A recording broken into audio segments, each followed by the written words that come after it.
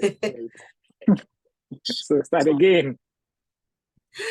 Okay, hello everyone. Good evening and welcome to today's session. My name is Rita Uzoma Okolo, and this is our last session for this application cohort, at least on essay writing and the Chevening application. And today we're going to be focused on your application form. We're going to be focused on the the relevant application documents you need to submit at this time, and the documents you can put off for just a little bit after the application, until after the application period. And of course, later on, we are going to be undertaking live essay reviews. And today, it is my absolute pleasure to introduce our scholars who are going to help us, achieve today's objectives or today's agenda. And the first scholar on the list is an amazing, amazing young lady that has done so much in the climate space. If you're thinking, Temilade Salami kind of people, she is a trendsetter in the climate justice space. And I'm talking of no other person but Elizabeth Sentwanda Temilolua. She's going to help us today. She's going to show us exactly how it is we're supposed to fill the application form, the mistakes we're supposed to avoid, what we're supposed to highlight, and of course, she's going to explain in detail the application documents that we need to submit at this time, and documents that we can put off until a little time after we've submitted our Chevening application. Temilolua, welcome so much. I'm so happy to welcome you to the call today. Thank you. So happy to be here. Okay, and of course, if everybody does not know Martins Iyeke Polo by now, have you been attending our webinars? Martins is in the London School of Hygiene and Tropical Medicine, and I'm so glad to introduce him, even if he's a co-host, with Global Wins. Martins has always taken out time out of his very busy schedule. Martins has lectures literally every single day, Monday to Friday, and he always still finds time to review essays and, join us on our calls. And, we are totally indebted to him. So Martins, thank you again for giving of your, and he has exams. I think tomorrow, if I'm not mistaken. So thank you for giving us this time. We are so grateful. Welcome to today's session, Martins. Why are you making me blush, Rita? Why are you doing this on the public call? No, people need to understand the sacrifice. You have exams and you're here trying to help our prospective scholars. I'm really, really, we're really, really grateful. Really, really grateful. All right. We're just going to go straight up into, what we have planned for you today. And to begin today will be Elizabeth Sentwanda, and she's going to explain exactly, in detail, how you are supposed to fill your Chevening application form. We have 7 days until the submission of the Chevening applications. So at this time, I'm sure everybody has been so focused on writing their essays. So I'm sure by now your essays are largely finished, if not completely, done. But at least you should also know exactly how your application form filling is supposed to go. And to help us with this evening is Temilolua Elizabeth Sentwanda. Please, with a rousing ovation of smileys. And we please welcome Temilolua to, explain how to fill the Chevening application form. Temi, please. Thank you, Rita. Thank you so much. Hi, everybody. I'm sorry, I'll try as much as possible to be audible. I hope everyone can hear me. So, Rita, permission to share my screen if I can. Oh, of course you can. Yeah, thank you so much. Okay. So here we have a demo application on right now to show us how we can upload our documents and how we can go along the application process. So I'm sure by now most of us are wrapping up our essays. If not, trying to wrap it up. We've filled in this information. So I'm just going to go right through it and see how we can proceed into uploading our documents and what we need to upload for now and what can wait. So this application obviously is quite empty, as we can see, but after you fill in your essay questions, 500 words of each of them, the next stage is the 3/5, where you'll be filling in your application information. And here is just random questions on what to go through during the application. And it's very important that we read each of these questions properly so that we do not make mistakes, common mistakes, because after the submission of the essay, the session that would be going on is the eligibility session, where you get a mail in December if you do not, meet up all the criteria for the next stage, which is the reading committee. So it's important that we take note of all these things. You can have a great essay, you can have great execution, but then make mistakes in the uploading of your documents or in the application, the filling the application form. So these are random questions. I've already filled them. If you can see them, these are random questions that you would read carefully. Obviously, if you have been refused visa into any countries, please do not lie. It's important that you put this in, because if it is found out, your application might not move forward, especially when you get to the point where you are going to get your visa. So these are just random questions that you should fill in. But where I'm going to is here. So Tammy, 1 second. I'm so sorry to cut you short. Yeah. I know that, right now, we're assuming everyone here is, we're thinking of them as scholar material. So yeah, our instinct is, okay, everybody knows exactly what it is they need to do. But Yeah. the truth is, we can't really be sure, okay? We can't be sure. And we really don't want situations where people are making like unnecessary mistakes. Yeah. Because you're speaking to them as scholars, which they should be. I mean, if you've gotten to this stage, you should already be thinking like, yeah, but I want you to like take it from, if possible, like, of course, very quickly, but if possible, from the background, like from the very beginning, feeling everything from the very beginning, what you should do, what you should feel here, what you should feel here. Because I know someone reached out to me on LinkedIn, and especially in this application information, I think she kept answering no in one of the integral questions. And then after the third time, at the third time, Chevening kicked her out and said, sorry, you can't continue an application. Exactly. So let's just start from the very beginning, from like background self, like, just rehash it real quick. And then, yeah. All right, that's fine. I will do that. So, right, I'm just going to start from the beginning, like Rita said. So before you get into this point where you have a portal, your own personal portal like this, you would have filled in 2 eligibility criteria questions. And well, yeah, what Rita said is very important, because some people actually right now have their essays in Google Doc and have not yet come on here to fill it in. So it's quite important.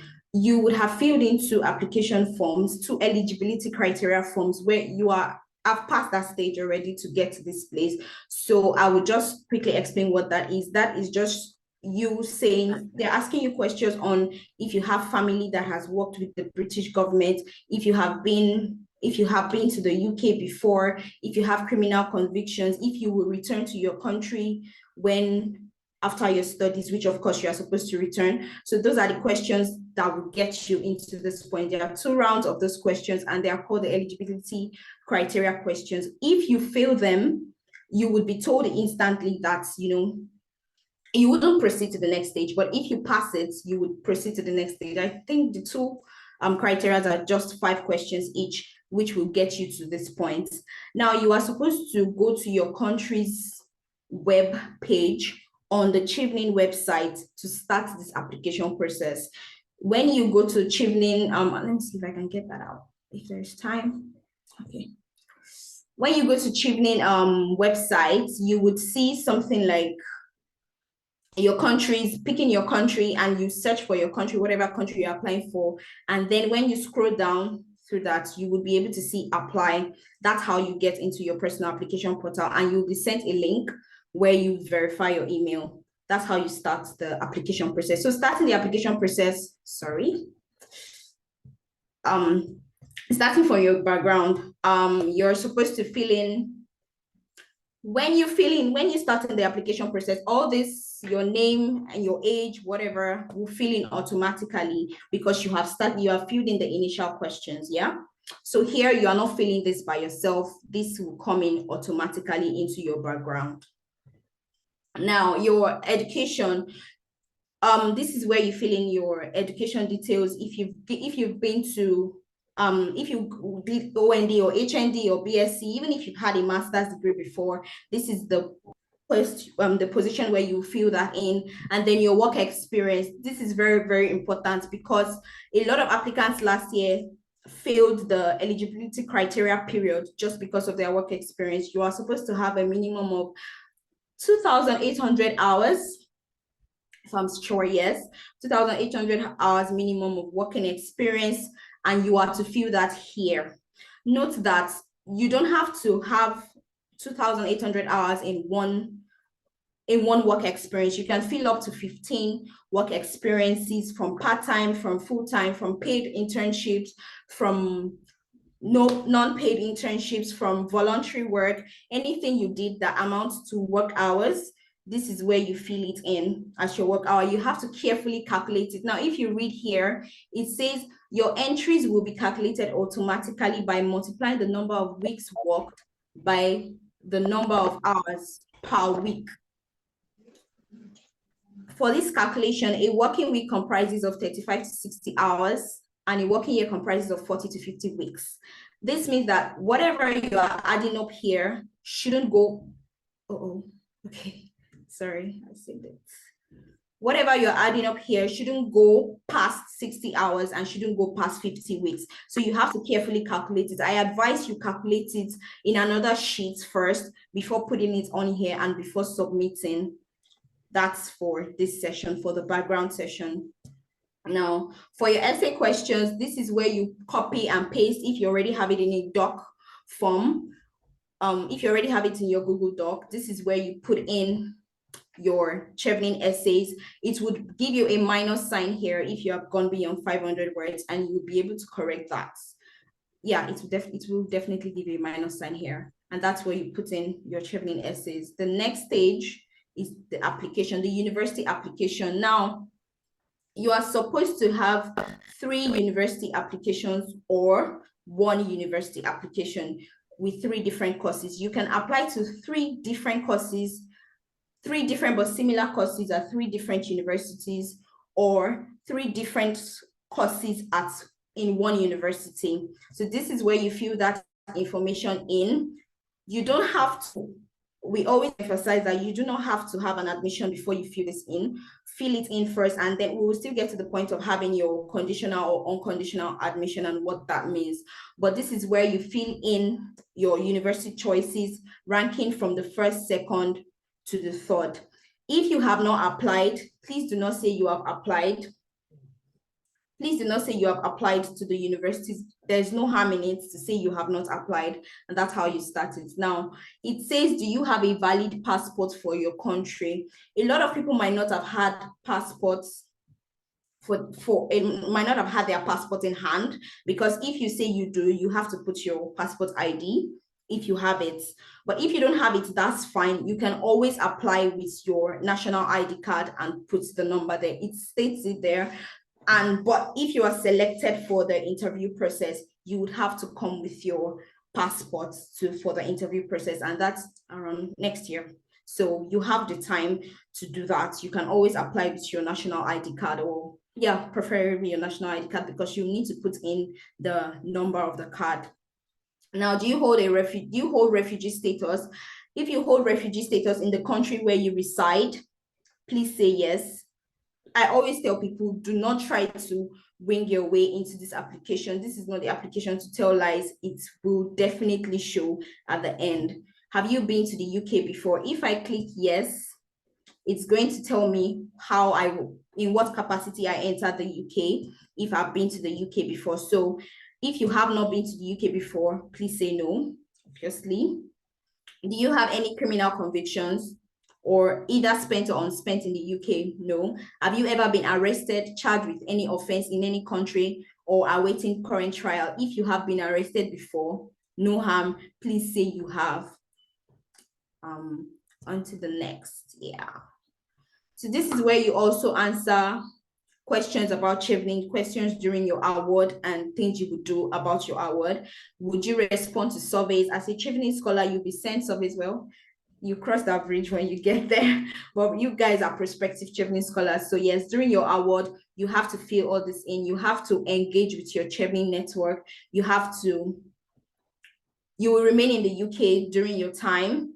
Click on everything, what you do during your award, what you do after your award, and just agreements that you would return home upon completion and expiry of your visa.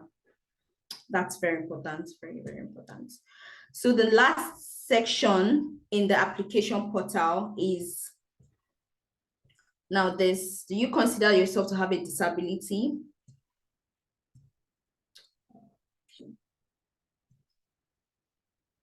Now, do you require specific arrangements in order to attend an online or in-person interview? This is for your interview process when you are selected, which you will get emails on that next year, February. Please familiarize yourself with the application timeline on the application website.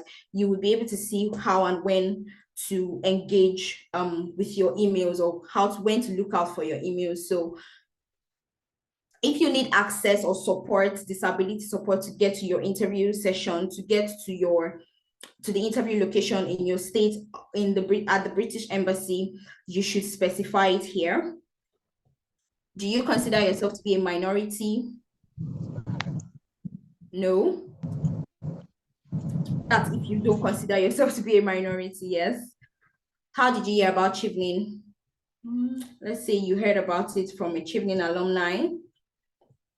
How did you, these questions are basically for survey purposes, so it's best to answer truthfully so that they are able to collate data on Chevening applications for each year. So it's best to answer truthfully.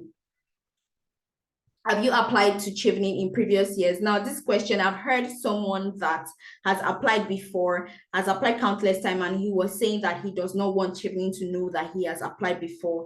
Big mistake. They are obviously going to know that you have applied before one way or the other. So don't think that will reduce your chances if you have applied before and you don't want to speak about it. So it's best to say yes or no. If you have applied before, please do say yes. Like I said, this is not the essay to lie. Whatever year you applied before will come up here and you can put it in. Have you considered applying for any other scholarship funding? Now, people don't like answering yes to this, so it doesn't feel like they have other options to Chevening. But of course, if you are applying to other scholarship boards, please do say that. I do not think it reduces your chances in any way. If you are good, you are good. Now, for completed education documents, for this, it is important to note that you have a deadline up until the 20th of February 2024 for your transcripts, for your certificates, for whatever documents that is required of you. Now, you have to submit your certificate and transcript for each course you completed. That's if you have 2 degrees, if you have HND and a BSc, you have to give transcripts for each of the degree of the course you completed and the certificates. Boldly stated, boldly stated. If your certificate or your transcript is not in English, you should provide an English translation to the certificate and the transcript. And this is where it will be uploaded. You can upload a maximum of 15 documents. Now, why this is saying you can upload a maximum of 15 documents is that some schools, their transcripts come in single courses where it's not collated together. So they probably did 10 courses while in the university, 10 courses per year, and their transcript comes every year. So if that's how your school does it, you know you are uploading many documents. But if that's not how it's done, please upload just your certificate and your transcripts as required. Conditional offers for proposed course of study. Now, a conditional offer means that you have been given admission by the university, but it is on a condition that you provide some documents. It will be stated in your offer letter. Once you've applied to your universities and you get a letter confirming that you have been given conditional or unconditional offer, you will see it clearly in your offer that it is conditional. Now, if it is conditional, it just means that they are either waiting for you to make deposits of your school fees, or they are waiting for you to provide some documents like proof of English or other document that is required of you. So that's what a conditional offer is. If you have a conditional offer, you can upload, please upload it here. You don't have to wait until the deadline. If you have a conditional offer now, you can upload it. Even if you have an unconditional offer now, which states that you do not have any pending document to give the school, please upload it. But we have up till the 31st of May 2024 to upload these documents. That means that before next year 31st of May, you should have uploaded these documents. Now, if you have an unconditional offer by that time, but you have not uploaded it, if you have an unconditional offer rather now, but you did not upload it before your interview, you can take your offer letter to your interview. Yeah, because it might happen, maybe you forgot, please don't forget, or something happened and you just did not have access to your portal to upload it. If you are invited for an interview, take all your documents with you as proof that you have an unconditional or conditional offer, and then you'll be given instructions on what to do. So this is where you upload up to 3. If you have the whole 3, upload it, congratulations. If you have 1, definitely upload it. Now, for the reference letter, this is a very important part of your application, because your referees would be recommending you to Chevening. And if it's not a big part of Chevening would not have a reference guide for your referees. So send the reference guide is definitely on the portal. Let me see if it's here. Okay, refer to Chevening website for more information. On the Chevening website, the reference guide is there, clearly stating what is expected of your referees. Do not write your reference letter for your referees. Do not write it in their name. Send them the guidelines to write it, and they would be able to give you feedback on that. You could use an academic and a professional reference. Now, if you have been to school like forever, if you graduated from the university a long time ago and do not have cordial relationship with your lecturers, it would not be nice to send them a request to give you a reference, because they would not be able to talk about what you currently do or talk about how you have currently sustained the relationship with them. But if you have a relationship with them that you have sustained over time with your lecturers or your professors, definitely reach out to them. You can use 2 professional references. You can use 2 academic references. Just put in the references for Chevening and send them the guide, because it's a very important part of your application. Now, there is also a deadline for this. If you do not have your reference letters now, you can submit. Don't let that hinder you. You have until the 20th of February 2024 to submit. Now, this is where you add your referee, their names. This is where you add your letters, which you still have up to the 20th of February to submit. But this is where you add your referee names, their organization, their title, capacity in which they know you, professional or academic or whatever capacity. Let's see how we can quickly put that. So we see, okay, this is how it will come up. So let's say Martins is my referee.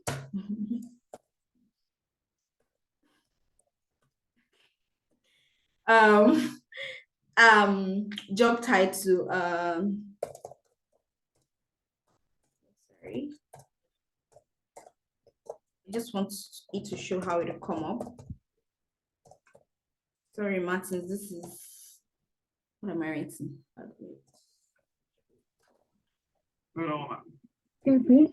Out here, needed a flick on.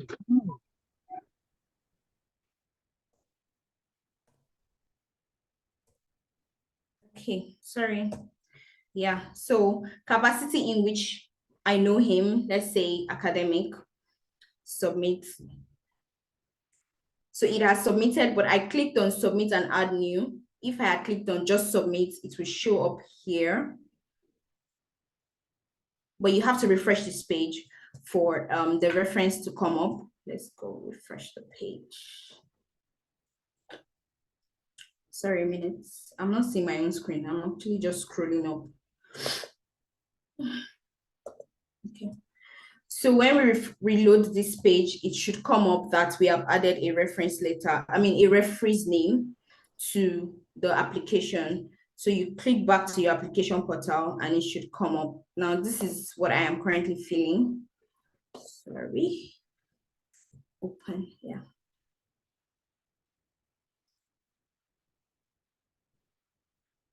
Okay. So it will come up that I have filled in the details of my referee and I have created the reference. So if you have filled in someone as your referee, that is the person whose letter should be here, not another person's name. If you did not have a way to contact the person to get you your reference letter, you can always come back to this side and edit. Now your passport ID, I talked about it. Oh, no, I do not think you can edit.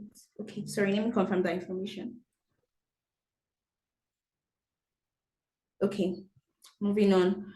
Your passport ID, this is where you upload your passport, your national ID card, whatever documents you use. It's either your passport or your national ID card if you are in Nigeria, if you do not have your passport in hand. Now, this section is just to show for, like I said, for data purposes, for survey purposes on how, they can do better with their site. So please answer truthfully and honestly if the site was user-friendly or not. So satisfied. Yeah, and then you agree and you're up to submitting your application. That is literally all you need to do for your application after you submit your essay questions and you fill in all these details. Yeah. So I'll be taking questions if you have any questions on that, on how to fill it on. I'll be taking questions if you do have questions on that. So when you are done, then you submit. Let's see if I'll be able to submit this without filling in so much details. Okay, I can submit. Okay, hi everyone, good evening. All right. Can I ask my question? Yes, please do. Okay, hi. So for the background part, I think it's your work experience where they say all the things you've done and give a brief description of what happened, basically. Yeah. I wanted to know. So when we're giving a brief description of what our work has been like, should we do something generic? Okay, so I'll use myself for example. I play in the HR space. So should I just say something as, oh, I was in charge of recruitment and employee life cycle from entry to exit, or do I have to actually put in actual accomplishments? So I led a team of 120 people, like targeted with figures and all of those things, or is it not important? Okay, it's important that you put in the experiences you had during your work, but it is also important to ensure that these details are not what is going to be in your essay, so that you are not putting in what's in your work experience here in your essay. It is also clearly stated in your essay, if you read the essay, not to include what you have put in your work experiences here. So if you have experiences in your job that you did not include in your essays or are not the same way you put it in your essays, then definitely go all out for it. You don't have to hold back or be humble about what you did. Put what you did there in details, explaining your roles, your objectives, what you did in that role. So for example, if you were a research assistant somewhere, let's say in a laboratory, and you want to put that you did this, you did that, you merged data in, you were able to analyze data, you were able to do this and that, definitely put it there, but ensure that that is not the same way you're writing it in your essays. So you are not, copying and pasting what you put in your essays in your work experience. I hope I answered that. Yeah, you do. Thank you. You're raising your hand. Okay. All right.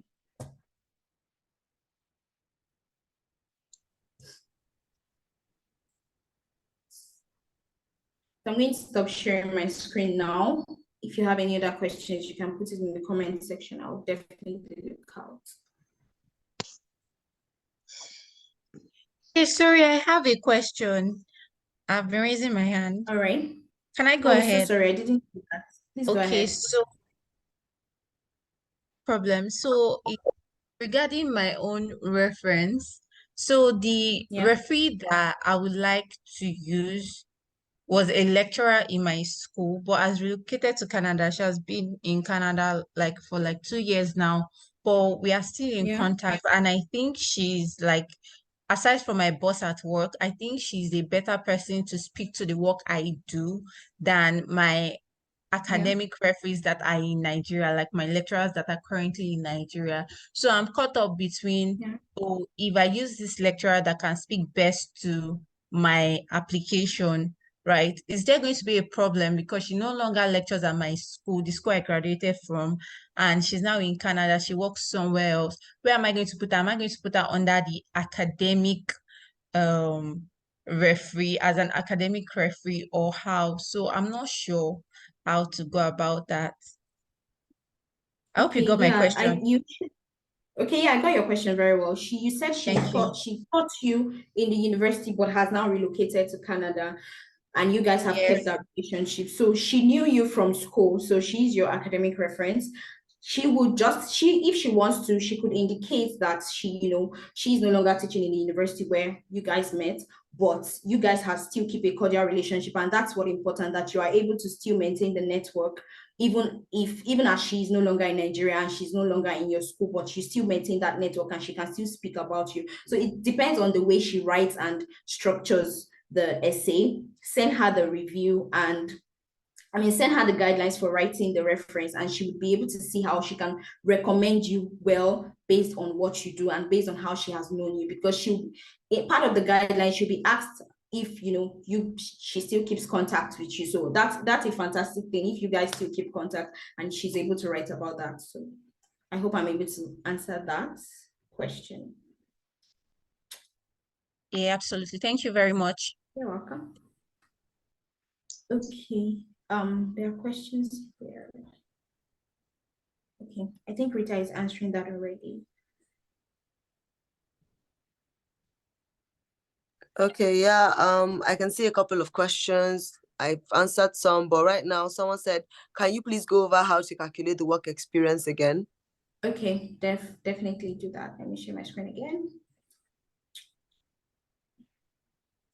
So, work experience.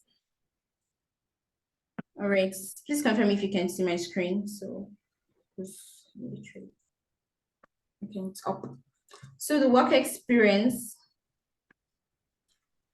these errors are coming up because I tried to submit without filling in the details. Now, if I want to fill in the work experience, how to calculate it?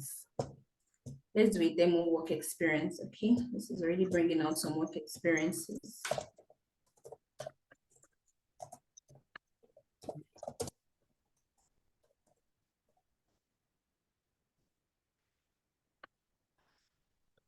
All right, now we have for each work experience, you are to put in the hours you worked per week and the total number. It will bring out the total number of hours and the employment type. Let's say full-time employment. Now I'm putting in full-time employment. This means that if I say I worked here at the National Assembly from, let's put from 2022 to, let's say, January, yeah, to, okay, we are still in 2023, so let's say August of 2023. If I put in this as my work experience under full-time employment, I am saying that I worked full-time at the National Assembly for about 9 months, thereabouts, yeah. And I say, okay, you are the maximum number is 30 to 35 hours per week. And how many weeks? 40 to 50 something per week. Please confirm that. So skip my mind on the numbers, but you're not supposed to go above that, beyond that boundary. So I cannot come here and say I worked 45 hours per week. How you calculate it is this: you are going to calculate it if you worked 9 to 5, you are going to calculate the number of hours. You are going to calculate the number of hours, which is giving you 9 to 5. If you worked 9 to 5 for 5 days a week, so 9 hours in a day times 5 would give you the number of hours you worked in a week. So how many weeks are in a year? How many weeks are in 9 months? Let's assume you have 50 weeks in the time frame you gave.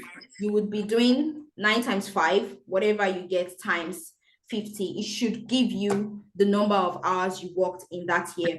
But when you put in the number of hours you worked a week, let's say 35 hours per week, full-time employment. Okay, I've put in this. You have to give a brief summary here, emphasis on brief summary of what you did, the sector, public sector.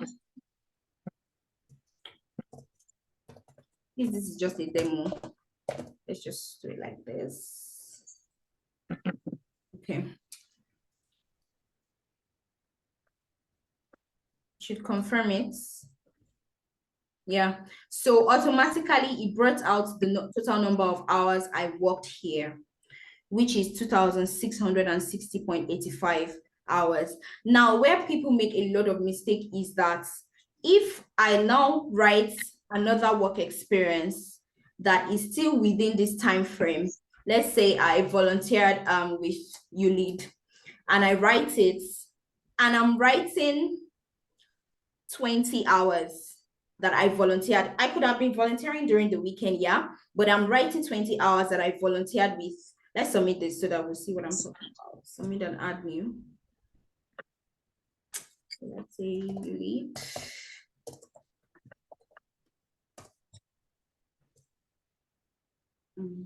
Volunteer. So the problem where people make a lot of mistakes is if within the same time frame that I want to write, which could be true that I volunteered with them, I still come here to write 20 hours, which would give the total number of hours I worked in this time frame, 55 hours. And remember let's go back. Yeah. Remember the maximum number of hours is 35 to 60 hours. So let's assume I write 25 or 30 hours that I volunteered with ULEAD. It would make it more than 60 hours. And that's where the problem is, because within that time frame, within the hours, within the weeks, you have worked more than you are supposed to work. So it would automatically cancel you out. So you are, whatever you are putting, if you are putting just 2 work experiences, that's fine. If you are putting 3, that's fine. If you are putting up to 10, that's fine. Just ensure they do not overlap. That is, if you are saying you worked January to March, you worked in 55 hours in your full time, January to March per week, you work 55 hours, and then you're now putting another role, maybe like a sub role, could be a side hustle that you did, or freelancing. You're putting another role within that time frame that is more than 35 to 60, that is more than 60 hours, then it automatically shows that you have gone against this boundary. So in whatever you are putting, the work experience I just filled in now will not show because I have not refreshed this. You have to keep saving your draft and refreshing. Please keep saving and refreshing so you do not lose your data. So on the number of weeks per working year, you shouldn't exceed 40 to 50 hours. So if you are counting 9 to 5 and 5 days a week for one work experience, whatever you are calculating should not be more than 50 hours. So you are doing 9 times 5, 5 times 50. Yeah, if you have 50 weeks in your work experience time frame, that will automatically give you how many weeks you have worked and how many hours you have worked. But bear in mind that when you fill in these details here, it would calculate it for you. Let's try to refresh so you see what I'm saying. Save draft. Okay, yeah. See here, it is calculating it for me that I worked 76 weeks. This now Sorry. Okay, let me pull this down. I'm not seeing my screen. What have I done? Okay. Yeah.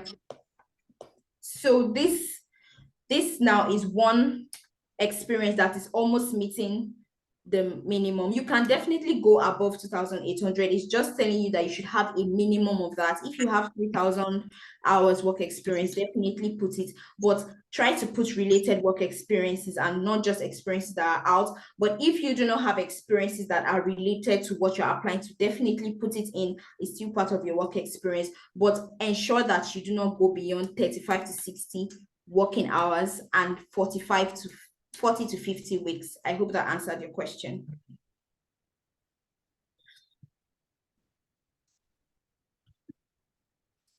Okay, I think someone I- just asked Okay.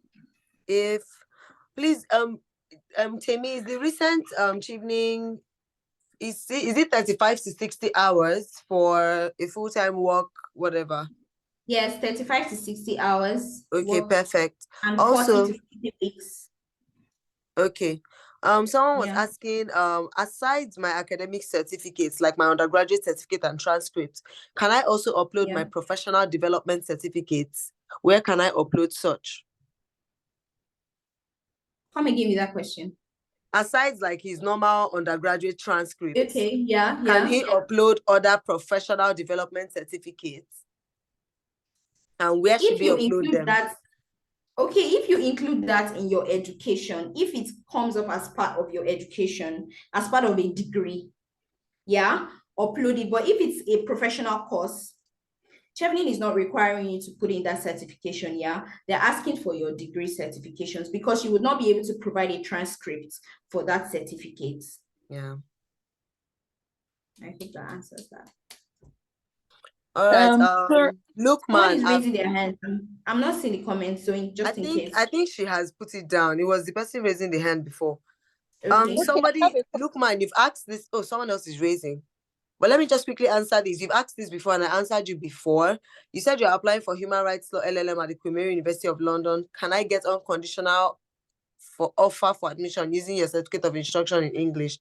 So I started applying to Queen Mary sometime in 2019, and before they used to allow us use our proof of English certificate and all that, for please, before you ask a question, just go through the comments, because Chinaza, this question you asked that just has been answered before. Go through the comments. Yes, NYSC experience is a full-time job experience. Also, as I was saying, applying for human rights law, before they used to allow us just use our certificate of English proficiency from the university, from our undergraduate university, right? But I noticed that this year they started really, really insisting on IELTS. So I had to write IELTS to enter this year. Although I know someone who got her offer sometime in December or so, and she got it with English, proof of English, I think WAEC, and then proof of English from my university. So you can try your luck, but just be keeping money for IELTS just in case you try and they still insist on you writing an IELTS. But just know that a lot of the people I know that applied this year to Queen Mary University of London, this same course actually wrote IELTS. Three people are Victory. raising up their hands. Okay. You know what? I can't even see the hands that are being raised. That's the funny thing right now. Deborah, Ifeoluwa. Okay. Yeah, it's Deborah. All right, Deborah, please All right, speak. good evening. Good evening. Sorry, I still have a question concerning calculating work experience. I just want to be clear on something, because you were talking about working concurrently, like, okay, maybe you're working two jobs, a voluntary job, and then maybe full-time at the same time. So I just want to be clear on it. So are you saying in essence that, for example, now me, I'm working a full-time job and also voluntarily. So in essence, should it be that the experience I'm putting for a week for both jobs, it should not Sorry, you're exceed? cracking up. I don't know if that's me, but I think Am I that's clear you. now? okay, Yes, come again. continue. Yes. Continue. Okay. I'm just saying, okay, I work a full-time job, then I also volunteer. So are you saying in essence for a week now, the working hours I put in total should not exceed the maximum for both jobs, like when you put it together for a week? Yeah. Okay, let's break it down.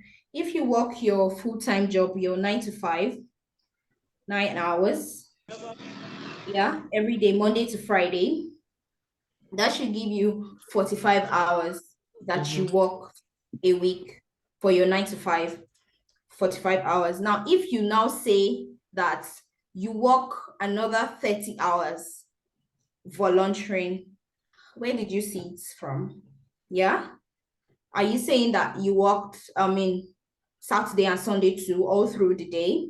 So it has to be reasonable in the sense that if you are putting, I worked January to March, 9 to 5, full-time employment, not part-time, full-time employment. I worked January to March. I worked for 45 hours per week.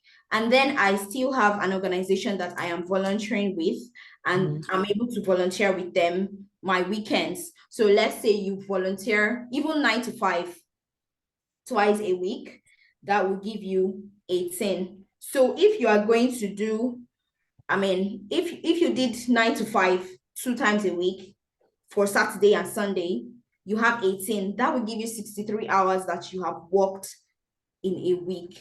That is above the stipulated hours because it's an unreasonable amount of time that you are working. Yeah, you are working overstretched.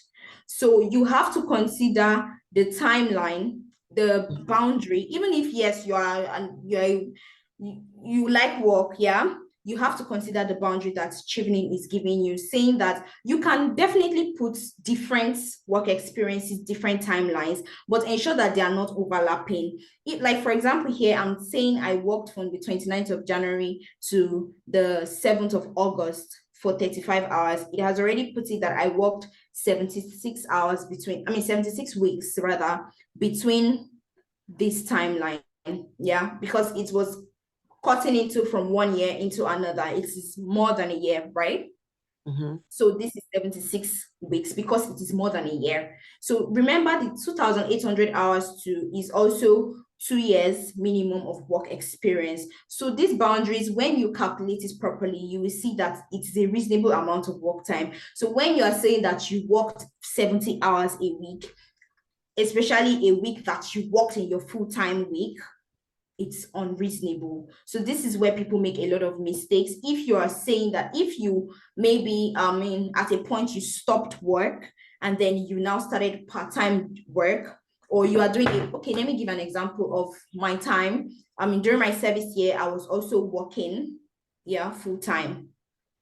I was working and volunteering full-time, both roles, and I put in that I work 4 times a week, but my Fridays and Saturdays are my volunteering week. So I had to calculate it in a way that, because I'm putting it in the same time frame, in the same structure, that 1 year I worked full-time and I volunteered Fridays and Saturdays. That's twice a week. I was able to volunteer 4 hours every day, Friday and Saturday. So when you calculate all that with the full time, you see that it's still in the same boundary because I'm putting it in the same time frame. So ensure that you look at the time frame. If you work 2 jobs, check the time frame well and see that for every week on that time frame, you are not exceeding 60 hours. I hope that answered your question. Yes, it does. Thank you so much. Someone says, how do I answer this question in the application tab? Do you hold any other form of legal residency? After answering him, he said I had answered yes, and I uploaded my national ID card. So no. When they're asking you if you hold any other form, not any other form means they already recognize that you are a legal resident of whatever country it is. Because they've asked you before, what is your country of residence? You've put, probably, let me use my case, I've put Nigeria. Where are you from? Nigerian. Who are you? Nigerian. Do you hold refugee status? No. Which means you are a full-fledged Nigerian. Obviously, you have living residence in Nigeria. So if they're saying, do you have any other? That means they're not asking you for your country, that's your regular country. They're asking you if you hold any. For instance, now I'm Nigerian, but I have a Canadian PR. I've gotten Canadian PR. Then that is where I can now say, oh yes, I have another form of legal residency. I have a permanent residency in Canada. Then upload my PR papers or whatever. Or in the US, I have a whatever, I don't know what the US people call their own, US long-term residency or whatever. you know. So no, if you are from Nigeria but you live outside Nigeria, are you applying? You are applying as a Nigerian, right? This is Ozioma's question. What if you are from Nigeria but you live outside Nigeria? Do you have to state this? Not really. Not really, because most times they're asking you, oh, where are you from? What are you? Unless you are, say, from a country that is maybe reading with war. Say, for instance, the way the Ukrainians were, or the way, okay, let's say the way Palestinians are now. Maybe you are Palestinian, but you've run away because of the war currently going on in Palestine, and you are now living in, say, Kenya. So if you're applying, obviously, you might have to mention that, oh, listen, I mean, right now, I'm a refugee in Kenya or something, because I had to run away from and I'm applying from Kenya. But if you're living outside Nigeria normally, I don't see any reason why, unless, they now ask you, will you have any problem coming for your interview, blah, blah, blah, blah, blah. Then you can now, maybe mention how you, and I feel that's not even, is that even on the application form, Temi? I don't even think that's on the application form. They just No, ask that's you not on the application. Yeah, so maybe you can just write an email to Chevening and say, oh, listen, my interview. Maybe, and that would be, that's much later. That's not now. That's much later. So you really don't have to state it until it presents maybe a problem for you. I know someone who was living in Egypt. This baby in our cohort, she was living in Egypt. She applied for Chevening as a Nigerian. She got it. She came back to Nigeria, did her interview, and packed and came to the UK. So you don't have to state it. As long as it's not a problem, you still have your normal residency, you're good. You don't have any, you're not there's no war or anything that is precluding you from undertaking your interview in your country, then you're fine. You don't need to say all these other extra. Is there any other question? To add to that, okay. You can also, just add to that, you can also pick up, when you are filling the application, you will choose your location for interview. Like, for example, Nigeria, Lagos or Abuja, you pick that. But if your country is somewhere that does not have a British High Commission, definitely it will be stated there. So you can apply if you're not from Nigeria, if you're not in Nigeria, but you're applying as a Nigerian, and then you just pick your interview center, Lagos or Abuja. So wherever you are, you just fly down. It's very easy. All right. Do we have any other questions before we go into the... Please, I have a question. Oh, okay, very well.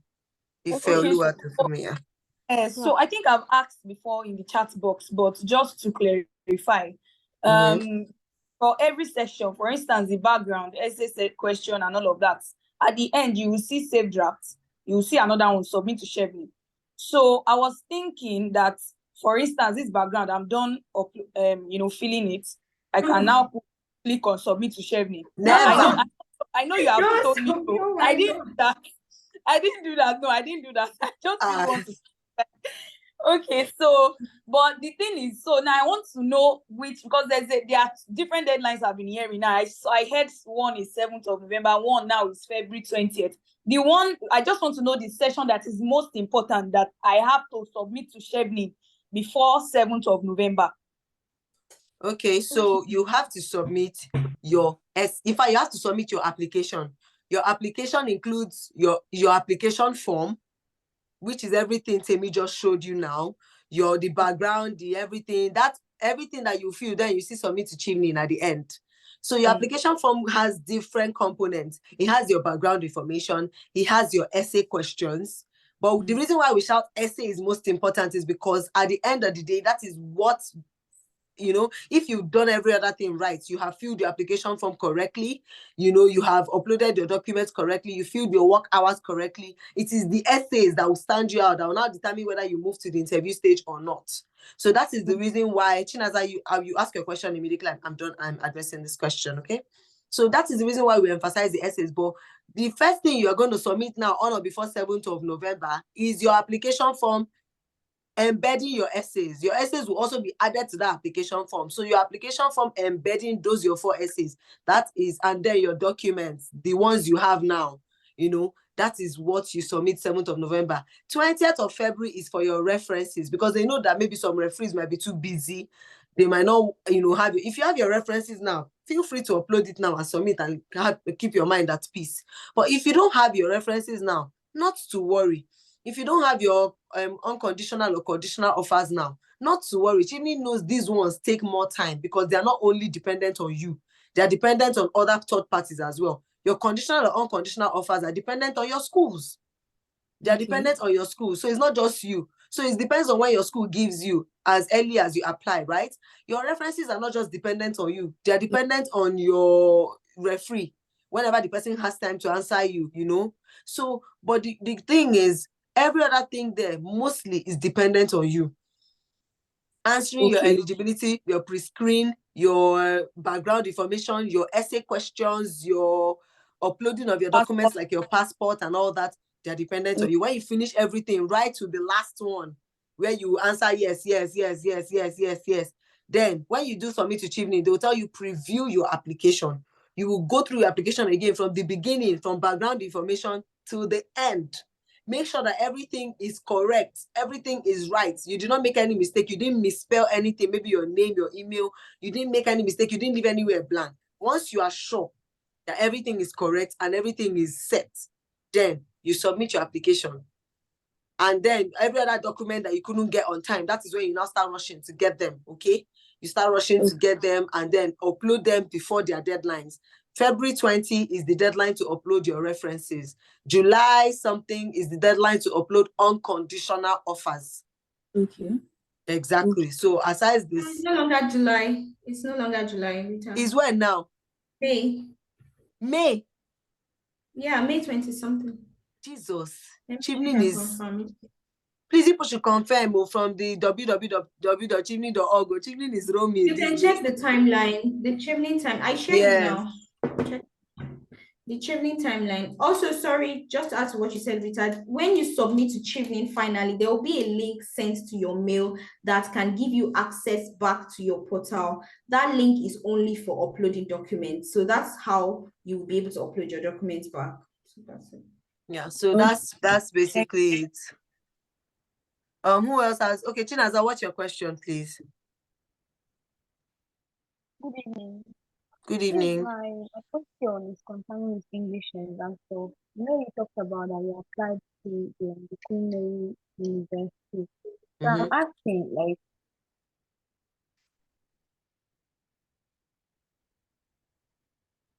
hello, you're asking what? okay, I can apply and then they might give me another English proficiency, or is it part of something I'm supposed to submit before the admission is being given? Okay, no, I didn't. At the point, your voice became really low and it broke. I didn't hear what you said. You said you're asking what? Yes. It's concerning English exam. For instance, I'm applying, like the Queen Mary is my first choice. And then I want to apply, like the English exam is needed during the application, or maybe after the admission is gotten, I would now have to submit my English proficiency. Okay, so yeah, sometimes if your application is really good, they will give you a conditional offer, right? They might give you an offer of admission, but it will be conditional.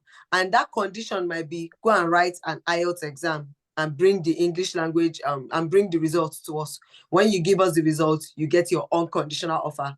And what Chevening does is Chevening does not work with conditional offers. Like, they will not give you your scholarship, or they will not confirm. Let me not say give you. They won't confirm your scholarship with a conditional offer unless the condition of the conditional offer is money. If for instance a school gives you admission, but the only condition they give you is, oh, you must pay a deposit of £15,000. Chevening sees that one as an unconditional offer because they know that everything money they will pay for you, right? But if the condition your school gives you is you must pay £15,000, you must bring English language, you must give us a statement of results, you must fulfill all those other conditions, the English language and the statement of results by yourself. Chevening does not send you with those ones. You understand? But if the only condition the school gives you is monetary condition, monetary deposit, then you are okay. It is the same thing as an unconditional offer with Chevening. So the answer to your question is yes, they might give you an offer, but if they require IELTS and you don't have it yet, then the offer they will give you is a conditional offer. Thank you very much. Thank you. All right, you're welcome. So can I ask now? Oh, yes, you can. Okay, so my question is related to the whole work hours thing, because I have actually worked where in a week I definitely excuse me, I definitely Right. did more than 6 hours, because in fact my full-time role I was doing about 50 hours there, and on weekends I was still working somewhere that I was working remotely. So I definitely did more than 60 hours. And now I'm hearing, oh, it will not be calculated. So does the fact that you did more time, is it going to disqualify your application? Does it make your application null or something? Okay, so the thing is, you really don't want to put yourself at a disadvantage, okay? You don't want to raise unnecessary questions. That's what I always feel. I feel like don't put yourself at a disadvantage. Yes, truly, you might. I mean, I worked almost as hard, if not twice as hard as you worked. So, but you don't need to put everything. It's not. See, it's an application, and it's an application for a reason. There's a way to package your application. Okay, if somebody has told you, I want 5 exactly, err on the side of caution and follow the rules. Don't overdo. If they told you don't do more than 60 hours, even if you work 1,000 hours, just give them less than. If you know that a week you normally work 60 hours a week, you can cut it down to 40. Cut it down to 40 and give yourself opportunity to list other work experiences as well, just to diversify your work experience portfolio. There's no need to put everything just to prove to them that I've worked. As long as you've given enough information that has met their requirements of 2,800 hours, and you've given a rich work CV or a rich work, then you're good. You don't need to put everything. Don't exceed. There's no point. Even if it might not disqualify you, it might not show you in a good light as well. So really don't. Okay, don't do it. Just stick to the rules. Stick very strictly to the rules. Somebody also asked whether the 500-word rule for the essay is that serious, or whether you're welcome, Ngozi, or whether can you write less? So these people are telling you to give them your life with 500 words. In my personal opinion, I don't even know why you should be thinking of writing less. Is it that you don't have what to write? And even if you're going to write less, at least your less should not now be 100, 150, 200, 250. No. It shows that, if they put your essay side by side with someone who has written 500 solid words of a very good essay, and you that has written, what could you possibly write? How would you develop your points with 200 words or 250 words or even 300 sometimes? It's very scanty. 500 already is small. I know how I had to cut out a lot of things I really wanted to write just to make my essay fit into 500 words. So how much more? Even cutting it down less than 500, I feel like at least have at least 400 to 450 words, in my opinion. It shows that you have experiences to share. It shows something rich, and it gives you enough space, or it gives you the ambit to develop whatever points it is you want to develop. Don't go and write 200 words and say, they said not more than 500 or so, and let me do 300 that I can do. Please, I beg you, write something tangible. And because I now said you should not write less than 300, 400, in fact, not less than 400, 450, does not mean you'll not be writing rambling just to fill in the words. No. Write something standard. See, if you have a story to tell, if you are really, really scholar material, trust me when I say you'll even be looking for how to cut, you'll be looking for where to remove, because you will even exceed the 500 words. You'll be looking for what to cut down to limit your essay to 500 words. Okay? We might have to move on very soon. Does any other person have a question? Because we might have to move on to the next segment, to the essay review segment very soon. Okay, I think. This is Hello? Bukola. Hello. Okay, Bukola, hi, welcome. Yeah.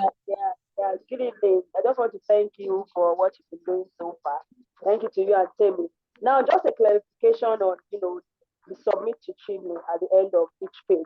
Does that mean for my background page, for instance, once I'm done, I have to read, I can just press the submit to Chevening button? And Never. How do I Never do that. So in fact, never. Okay, listen. So what I have now is page draft. Yes, that is what you should always press. If you know you're not done with your application form, I beg you, in the name of God, never press submit to Chevening. Okay. Do not ever. In fact, I recently made a video on YouTube where I filled the application, the Chevening application form step by step, and I expressly stated it. Don't mistakenly press submit to Chevening. Once you submit to Chevening, it's over. You cannot, it's over, it's done. You cannot edit anything again, nothing. So if for instance, you're still in background section, you've not even put your essay, you press submit to Chevening, you are done. You're done. Okay, so I should press submit to Chevening at the end of everything. At the end of everything, when you are done, you have put your essays, you have uploaded your documents, you're ready. You're ready for somebody to assess your application. That is when you press submit to Chevening, please. Okay, thank you very much. Thanks for the clarification. You're welcome. As in Otilo, someone said, Otilo, seriously, Otilo, your essay is gone. It is gone once you press that, okay? Whose hand is still up? Is someone's hand still up? Or Bukola, is this your hand? If this is your hand, Bukola, just put it down, just so I'm sure there's no other. All right. Okay, so I think Pauline's hand is on. Oh, okay. I don't know why I can't see the names of those whose hands are up. All right, so ask your question, please.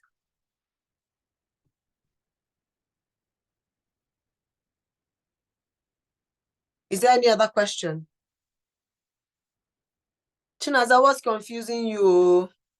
What's confusing you, please? So this thing you said now, when your colleague was talking, he talked about like submit the application, then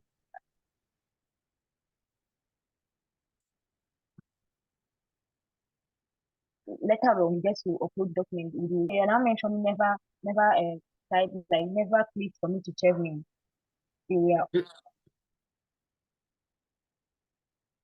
I think you're cracking up. I think your network is bad. What did you ask? Can you hear me now? Yes, please ask again. I said it's something you said now when you said never press submit to Chevening. So I was confused. Like I was thinking that you press submit to Chevening while you wait for the other document, like the reference letter and the unconditional offer from the university. Yes, no, this person was asking me if after every section she should press submit to Chevening. Like when she finishes writing her background information, for instance, she will press submit to Chevening. When she finishes putting her essays on the portal, she will press submit to Chevening. When she goes to do you understand? Yeah, so it means I can press submit to Chevening. Because according to your colleague, said a link will now be sent to the email for the upload of documents when necessary. So do not be confused, okay? What my colleague was talking about is when you are done and you now finally press submit to Chevening, okay? Yeah. Now, what Bukola was asking is, for every single section, should I press submit to Chevening? And I said no. If you know you are not done with everything you want to write, or maybe you've not filled all parts of the application form, never press submit to Chevening. Because once you press submit to Chevening, your application has gone to Chevening, okay? But when you are done filling every part of your application, from your background information to the last part of the application where they ask you all the questions about staying in the UK, returning to the UK, then you can press submit to Chevening. And then subsequently, whatever, when you now press that submit to Chevening, you will get the link in your email, and then you can now upload subsequently those documents that you want to upload. Do you understand now? Yeah, thank you very much. All right, thank you. Okay, oh, perfect. Joseph said something. There's a Chevening scholar here. How come I can't see it? The portal. Okay, perfect. Yes. Of course. So one of the Chevening scholars on the call, Joseph Ugu, just said the portal is structured in such a manner that you won't be able to submit until you filled in all the mandatory sections of the application. So you are on the safe side as long as you don't mistakenly complete your application before mistakenly submitting, okay? So long story short, just avoid that button. Avoid that button until you are sure that you are done filling everything you want to fill. And you're done, like you are ready now for them to assess your application. Then you can now press submit to Chevening, okay? So when you shall see submit to Chevening, just avoid it. All right. So that's it. So if we're done now, we would go right into the essay review segment. And as usual, Martins, are you here? Are you with us? Because Yes, I this is am. dependent on you. Okay, perfect. So you guys, as many of you, like we always do it, if this is your first time on the call, what we normally do is you put your essay in like Google Doc format, and then you send the link to Martins directly on this Zoom call. Send him the link directly, please. Don't send it on the general page. Send the link to Martins directly, and he will display your essay and we will review it live on this call. So fastest fingers, please. The first, say 3-4 people. Let's say 3 people, please. Who can quickly I think we should do just 3 tonight, actually, yes, so that we yes. can, you know. I agree. So the first 3 people who can send their not to me, oh, not to me, to Martins, please. To Martins is the one that displays. Send it to Martins, please. Please, if I reviewed your essay, don't send it again, no. If Martins has left comments on your essay before, please don't send it. This is strictly for people who have not had any scholar review their essays at all. Please and please, don't be Oliver Twist. No, now. Who's your mom reviewed your essay now? Why are you sending it back to me? Yeah. What is all this? This is not fair. Who's your mom not opening that document? Sorry. You know, she already has her. She has not even acted on my comments. That's the worst part. Oh my God. Please, we need fresh blood. Okay, I've seen one that looks fresh. I hope this is fresh. Okay. Martins has read essay tire. You call me the essay lord after this. All right. So if you can just display what you have while others send their essays, that would be beautiful. One of the essays now. Okay, great. So Martins, how are we doing this? Are we reviewing one essay for everyone, or are we reviewing like the 4 essays for each person? So we should just do 3 persons, right? We can do 2 essays each because 4 is a lot for this call. And we also want to answer, we want to bring this to a close tonight. This is like the last live session we're going to have with them before they submit the application. So yeah. So let's do, Joseph, it's great to have you on the call. I think I see Deborah on the call. Deborah, yes, hi, I can see Deborah on the call. Shout out this to call Deborah. is loaded with Chevening scholars. I'm so happy. So people that will review these essays are plenty today. I'm really excited. Still on the call, he left already. Joseph is still on the call. Hi, Joseph. Hi, Deborah. Let me make you guys co-host right now so that I can display the essay. Okay, making you co-host, Deborah. I hope I don't make the wrong Deborah. You can't miss our Deborah. Okay, all right, great. Fantastic. You can. Once you are able to see my screen, just let me know. Very well. Okay. Great. Okay.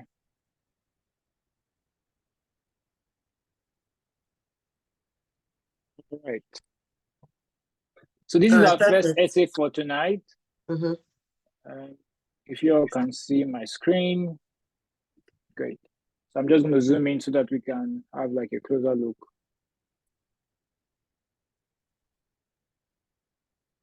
Okay. You know, zoom in.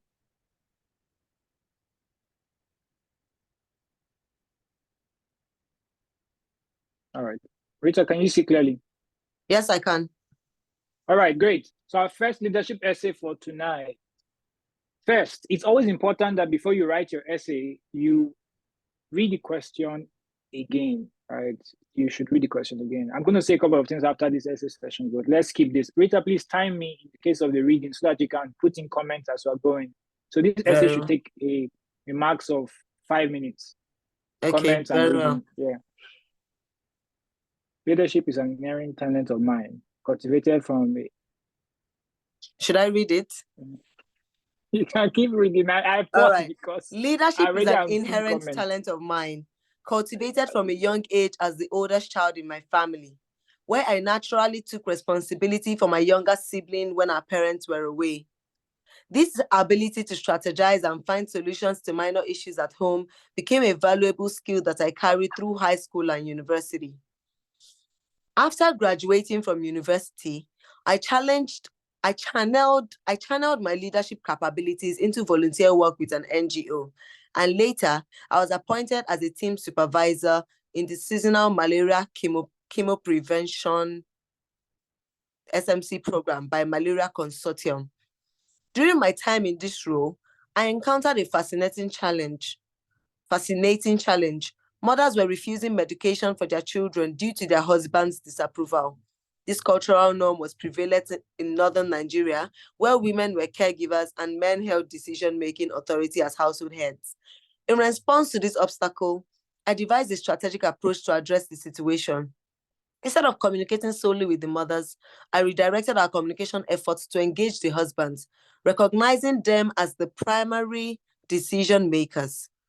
Additionally, I adjusted the timing of our outreach to evenings and weekends when the men were back from their work or farming activities.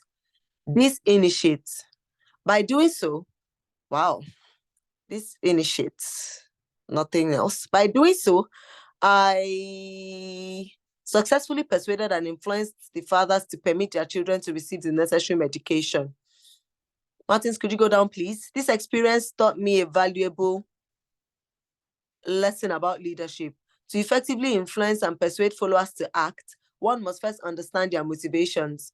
By gaining insight into their perspectives and reasoning, we can comprehend the how and why behind their actions, and then develop strategies that align with their thinking while positively influencing them. In conclusion, my journey into leadership has shown me the significance of understanding the perspectives of those I lead and finding strategic ways to align their motivations with our shared objectives. I always wanted an opportunity to contribute to humanity and, most importantly, use my field of study to improve the health and well-being of women and children and women. Sounds better as women and children. What better channel to achieve this than winning the Chevening Scholarship to study public health for my master's? A master's in public health and a background in nutrition will equip me with the knowledge and skills to help tackle health challenges and promote well-being in my country. All right. Martins, please, can we move back to the beginning? Deborah, do you want to help us with the introduction to this essay? Okay, good evening, everyone. Hi, Debbie. It's great to hear your voice. Okay. Leadership is this. First of all, am I just to do the introduction or just say my own No, just what I based think on about the whole essay, just give us your feedback on the essay. Not just the introduction. Yes. Okay. Prospective Chevening scholar. I think this person knows what the person is doing, but you need more than one example for Chevening essay. And this person, just said one example and elaborated on one example. We want to know more. You don't define leadership for us. We know, let's say that I'm the one reading your essay now. I've read millions of essays. We know what leadership is. What we want to know is that based on your previous leadership examples, how do you want to develop your country, that particular sector with what you will learn in the UK? So that is what they want to know. You're not winning award for your leadership essay. What you're winning is a scholarship. So your tone should be milder, and then I can see that your paragraphs are not complete. Example, in response to this obstacle, you told us what you did, your action, of course, and then the other paragraph. I think you should look for a way to do all this in a paragraph. Like mine, I think, oh Jesus, I've forgotten. So I I talked about 3 examples of my leadership experiences, and I did that in 3 paragraphs. So in 3 paragraphs, we are in 3 paragraphs. So I think all these should be in a paragraph. Of course, your lesson learned in your leadership experience should be there. So just like Temi will popularly say, the style of writing your essay, we want to see your lesson. And you said by gaining insight, in conclusion, the journey into leadership have shown you significance of understanding perspective of those. That's good. And then please, can you go to the last paragraph? Martins, please, the last paragraph. I thought this is the last paragraph. No. I always wanted an opportunity to contribute. No, they don't want that. Your closing remarks should be what value are you bringing to the table? You have not tell us any value that you are bringing to your country, to Nigeria, to that sector that you're working for, So you've always wanted, it's not about you. Chevening is not about you. They are putting money on your head so that you go back to your country and you will develop that sector. Yeah, so it's not just about you. And you're even asking them questions. It's good though, but yeah, I see what's better channel to achieve this than winning Chevening scholarship to study. Like, if I'm the one reading this, I'll say, oh, really? Okay, I don't know. So a master's in public health, of course, they know the master's you're going to study, they know the course you're going to study, and you don't need to, you've just, the last paragraph is nothing, for me, it's not good at all. And then, yeah, that is all I would say. Yeah. Thank you very much. Thank you so much. You're welcome. Joseph, do you want to say one thing about this essay? Good evening, everybody. Good evening. Yeah. So before Joseph says anything, let me just warn whoever owns this essay. You better don't take anything Joseph tells you. You better carry it and go back and go and write. Just bring out pen and paper now, come and write. And don't take it to heart, because he does not sugar. Debbie was trying to, Debbie is nice. Deborah was trying to pat your back. Joseph will tell you as it is, and it will pain you. So just get ready. But it's better for you anyway. So, Joseph, please, you can continue. Yeah. Well, fortunately and unfortunately, I will just talk about one thing, and maybe subsequent essays I will make more contributions. And the one thing is about the number of paragraphs. I think Deborah mentioned it, but I just want to emphasize on it. And this person has no clear expertise in quote, in essay writing, because you don't need to have experience in writing Chevening essays for you to know that these, the way your paragraphs are structured are not good enough, are not typical of that of a scholar. So some paragraphs are not well developed. Some, just here and there. So please just if you want a formal structure, keep it 5 paragraphs. If you have 3 examples, the first one, your introduction, and it doesn't have to be a long paragraph, a sentence, 2 or 3 max, okay. Then the last one, your conclusion. Then the body of your essay would contain 2 or 3 paragraphs, depending on your example. So each example you're giving should be an idea you need to develop using 1 paragraph. Yes. So I think that's the one thing I need to point out here. Thank you. Thank you very much. No, it must not be 3 examples. You can have 2 examples. You definitely cannot have 1 example though. You can have 2 solid examples. It can be 2 examples, but you can't have 1. This essay has just 1 example, and then you divided it into 1,000,001 paragraphs. It's unnecessary. You see this, your whole essay now, minus in conclusion. This, your whole essay is should be 1 paragraph. That's one of your examples. When I say paragraph, I mean one of your examples. And then what did I want to say before we move on to the next essay? For instance, go to your first your introduction should I don't want to, I'm used to telling people how they should write something, and it's not necessary. Your introduction should be, this leadership is an inherent talent of mine, unnecessary, should go. Yeah. I cultivated leadership responsibility, from a young age, having foisted with the responsibility of caring for my younger siblings when my parents were away. This enabled me, groom solution, whatever skills. And just this enabled me groom results, whatever, and solution, whatever capabilities, full stop. After graduating from the university, I started volunteering with --NGO. Don't say with an NGO. What's the name of the NGO?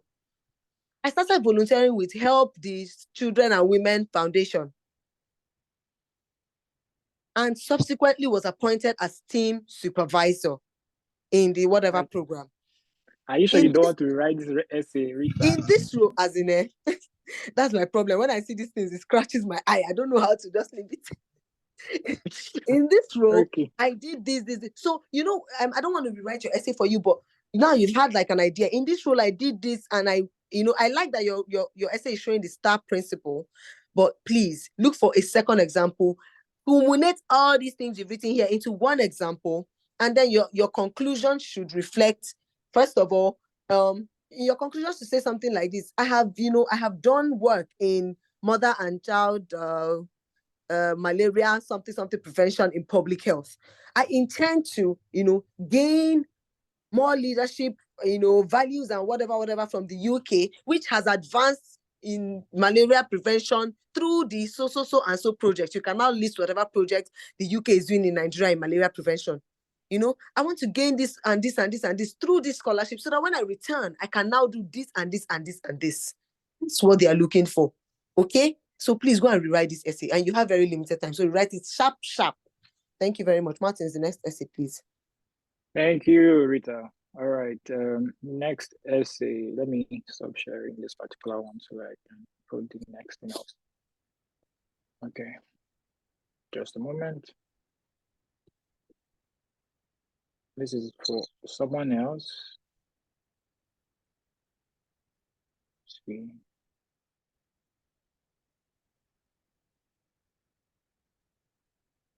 Okay.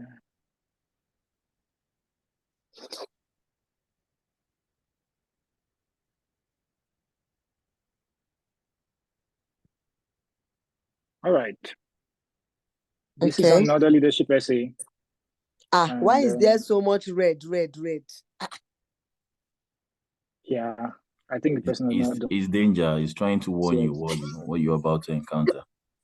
I was giving you warnings ahead of time. The person's laptop is already even pissed.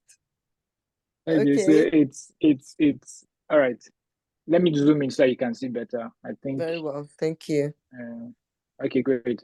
Okay, so Temi and Martins, Temi and Joseph, please, you help us with this one. I'll just read the essay and then you can take the. All my life, I have consistently seized opportunities and taken the initiative to untangle intricate challenges while inspiring collective action to achieve goals. This, I believe, is leadership. After the COVID-19 pandemic, after the COVID-19 pandemic, my university underwent renovations that left lecture halls empty of chairs, including FANS Hall, Fans Hall, where my student fellowship NIFES convened weekly. As the final year coordinator at NIFES, I initiated the One Student, Two Chairs project, aiming to raise 100,000 naira in 2 weeks for 50 chairs. I rallied fellow final year students, set the pace by donating 200% of the target per student, maintained daily reminders on our forum platforms, and sought support from past leaders. Remarkably, I secured 150,000 naira, acquiring 75 chairs in record time. My initiative triggered a wave of action within NIFES. What is NIFES? And in only 2 months, Fans Hall had over 200 chairs, many of which are still in use today. I received a certificate of recognition for my contribution to the organization and it paved the way for my role as a project manager on a leadership training project. I learned that seizing initiative results in significant change by solving pressing issues and motivating others to take on more responsibility. Good. In July 2023, I secured a coveted spot in product management bootcamp at Tech for Dev. My team of 13 members aimed to enhance Flutterwave, a leading fintech in Nigeria. Unfortunately, our project stalled due to a lack of user insights. This caused tension within the team. I stepped in, conducted extensive research, and designed surveys that I put out on social media, which garnered 150 responses. These responses illuminated our path, inspiring 3 innovative solutions that addressed 80% of users' unmet needs. The project was successful because of my initiative, and my team praised my efforts. This experience sharpened my problem-solving skills and highlighted the value of research-driven decision-making in a diverse team. As the head of operations at Chopwell, a startup food delivery company, I conducted a comprehensive analysis of the business and identified a misalignment between the company's goals, customer acquisition, and partnership strategies. This greatly hindered growth. I proactively engaged stakeholders and clearly articulated the problem and its potential consequences, thus persuading team members and senior management to support my initiative. With a clear vision in mind, I communicated a new strategy to the team, delegating responsibilities. This resulted in a surge of over 1,000 new customers and the successful onboarding of 10 vendors in 2 months, marking a 90% increase in vital business partnerships, an unprecedented milestone for a startup in its pre-launch phase. This experience broadened my understanding of leadership because it required me to articulate problems and gain support through effective communication and delegation. As I embark on the Chevening journey, my dedication to innovation and leadership remains unwavering. Change it to I am, please. I'm determined to employ my leadership abilities to bring about significant change in Nigeria's startup scene. With Chevening's assistance, I envision a future where my knack for problem solving drives long-term growth and innovation among Nigerian small and medium enterprises. This is a very good essay. All right, Joseph. Ladies first. Elizabeth, you can go. Okay. Temi. Yeah.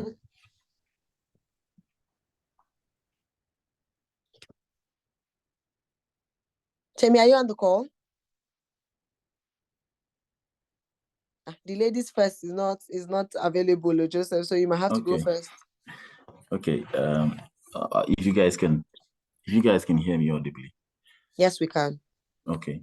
Well, I usually play the devil in essay reviews, especially in public spaces. But I want to, make an exception to this one. I think this is really a good essay. Yes. And I really like the quality examples. I like the way the examples, reflect what leadership means to her or him. I also in particular like the, quality of the grammar, the flow of grammar. Yes. I like the way she ended it, or he or she ended it. So honestly, it's a good essay. I think it's a slightly above average. This person may end up, getting a competitive advantage over the average applicant, if I were to be one of the reviewers. So I think, but one thing to point out, which is, clearly obvious here, is I'm not sure she made use of some of these things like Grammarly. I'm strongly against the use of any AI tool, but I think Grammarly, even Chevening itself, would suggest that you try and enhance some of these minor things you're seeing here. So either you give it to someone else like we're doing now, or you use Grammarly to know why you could see red, everywhere. So, so I think that's that. Then you pointed out one thing, and that's also to help other people. There's what we call the rule of first mention, in essay writing. If you're using an abbreviation, you need to, first of all, tell us what the abbreviation means the first time you're using it. Like the NIFES, I'm not sure she did something like that, or he or she did something like that. So you need to tell us what NIFES means, at least the first time. Then the subsequent use, you can now use NIFES, as an acronym or as an abbreviation. Then, again, when you say all your life, I am not really comfortable with that phrase. Okay, so you could maybe find a way to restructure it, because when you say all your life, you also included when you were, in your childhood, and you obviously knew nothing. You knew nothing then, and there's no way you tell me you were taking leadership, or you even knew you were taking leadership as at that time. So, and again, all your life doesn't mean after your Chevening you will continue to be a leader. You may backslide. Things happen. Good things happen, bad things happen. So you could find a way to restructure that. But again, it's a relatively good essay compared to some of the ones I've read online here. So yeah. Yeah, All right. So I just saw that Martin's highlighted these responses illuminate inspiring 3 innovative solutions. Well, I mean, your word count might not allow you to say what the innovative solutions are, but again, I'm not sure. Is this within the 500 word limit? Right? Yeah. Seems like a lot. Yeah, it seems like a lot. So I'm going to count, and I'm going to count, and I'm going to make like some comments. If you can hear me, can we hear me, guys? Yes, yes, please. Okay, so let me just count.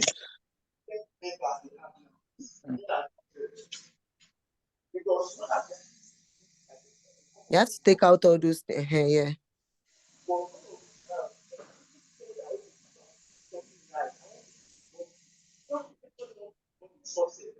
$501. So I think just perfect. Just to remove one word. Not all my life. So I'll make 2 comments, right? First comment, I want to see an essay that not just has like an interesting introduction, but it also has like a description of what is covered in the entirety at the very beginning. So for this particular person, right, I would say the last 2 examples are strong. Oh, there's somebody speaking in the background. Let me try to meet this person. Is it Abbas? Abbas. Is Mayokun on this call? Is it the Mayokun that we know that's on this call? Mayokun is I think he's the one.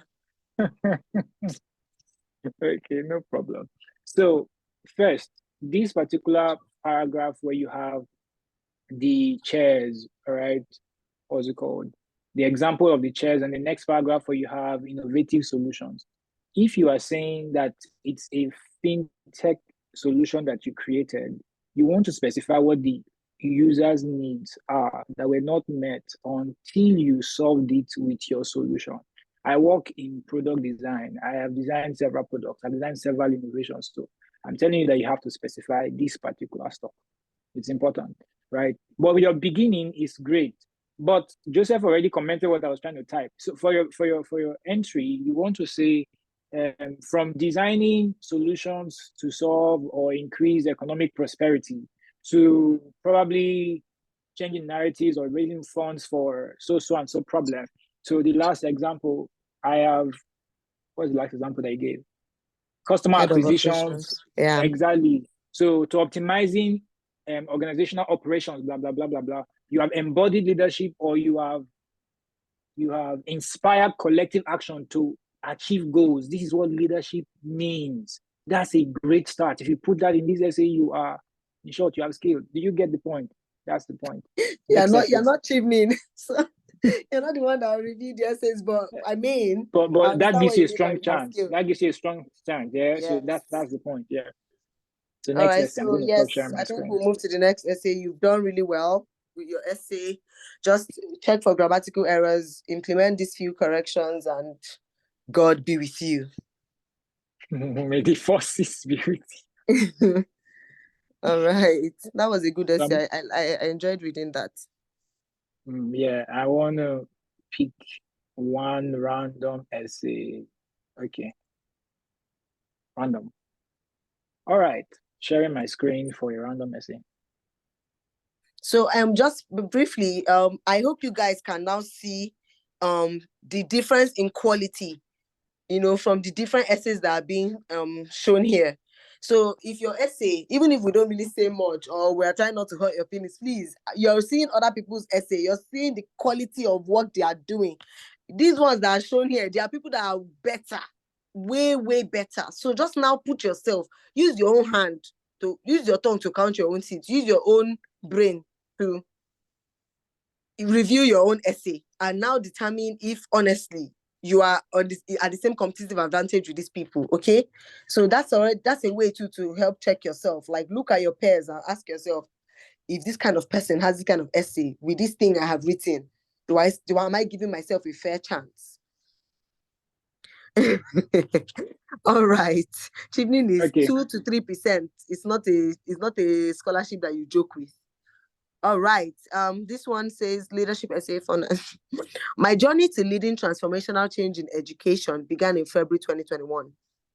As a fresh graduate of English, I began volunteering as an English language teacher at Comenius Primary School, a tuition-free school established by Street to School Initiative, an NGO that caters to the educational needs of out-of-school children in Nigeria.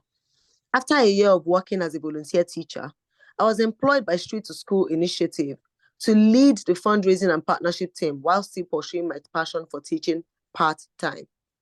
Working in marginalized communities opened my eyes to the multifaceted challenges of out-of-school children. Okay, so the multifaceted challenges out-of-school children face, one of which is hunger and malnutrition. I discovered that a major reason for school exclusion was the inability of parents to afford daily meals for their children. Therefore, in a bid to solve this problem, I spearheaded a food security project in Alimosho community in Lagos State, with the aim of providing students with nutritional meals regardless of their economic background. In April 2022, I won the £7,000 Copy Foundation annual grant on behalf of my organization to support the food security project. This expanded the project's impact from feeding 164 students to 300 students 3 times a week in a school year. Since the project's inception, the target community recorded an 80% increase in school enrollment and 0 cases of child mortality due to hunger. The food security project has since continued to serve as an incentive for parents and a catalyst for academic excellence among students in Alimosho community, Lagos State, Nigeria. As a teacher and advocate of sustainable development goal for quality education, I observed that the Nigerian curriculum has failed to go beyond disseminating academic knowledge in schools, robbing learners of their ability to make an impact beyond the 4 walls of the classroom.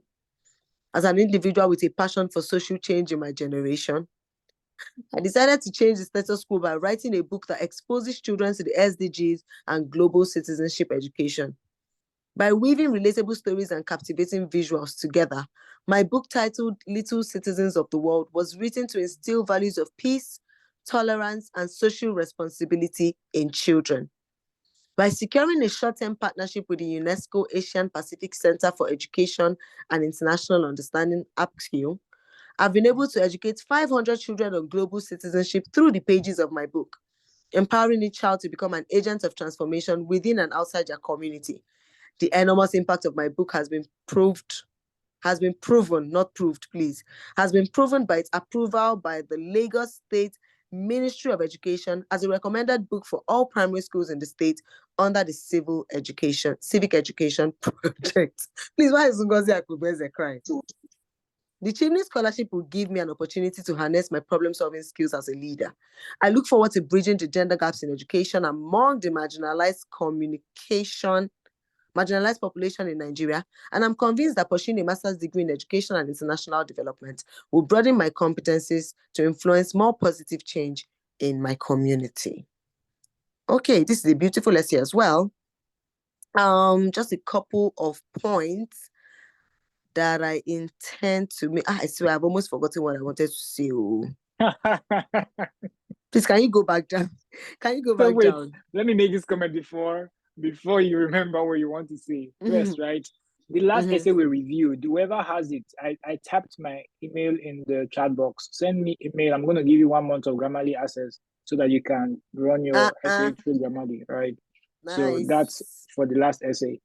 For this essay, do you remember what you want to say now? Do you want me to say something? Okay, so yes, I wanted to say now for that first essay we reviewed, now you can see that this person has just 2 examples, okay? That first essay we reviewed that had just 1 example. You can see that this person has just 2 examples, but has aptly and amply written their examples in such a way that it makes sense. It follows like a logical and a coherent star approach and all that, okay? So go to the introduction, please. I'm trying so hard to look for a problem with this essay. Aside some little okay.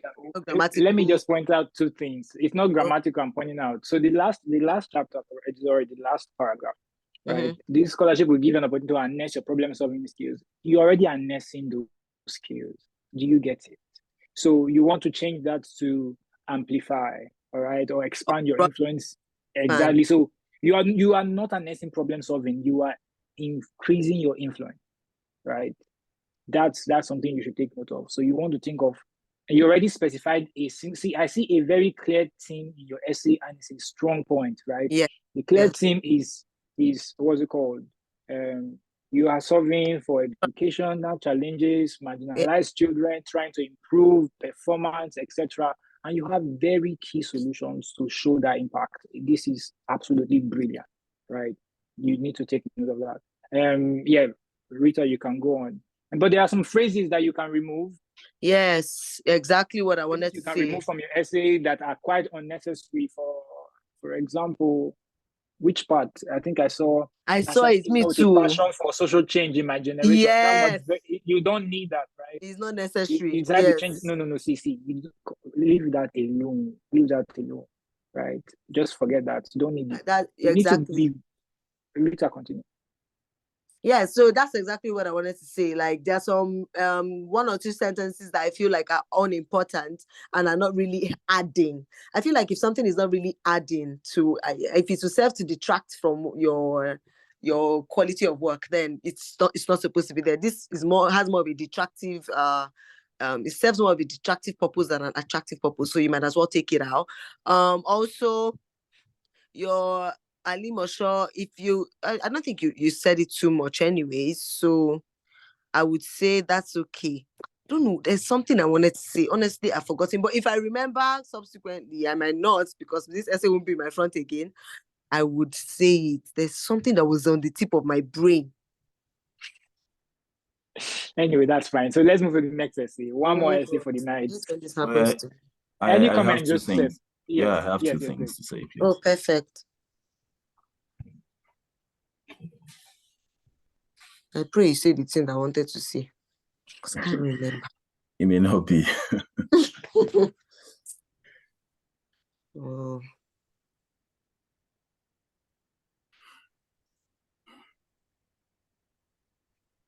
Joseph, you can speak. I can't hear you. Okay, no, I'm waiting for the essay so I can, Oh, for the screen. Oh, okay, sorry. Yeah. I was moving to the next essay. Okay. Yeah.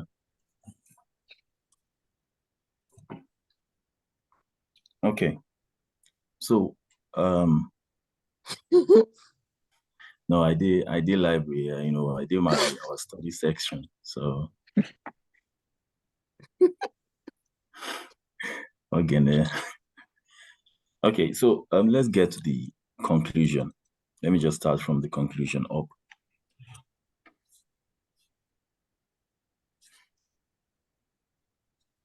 Okay.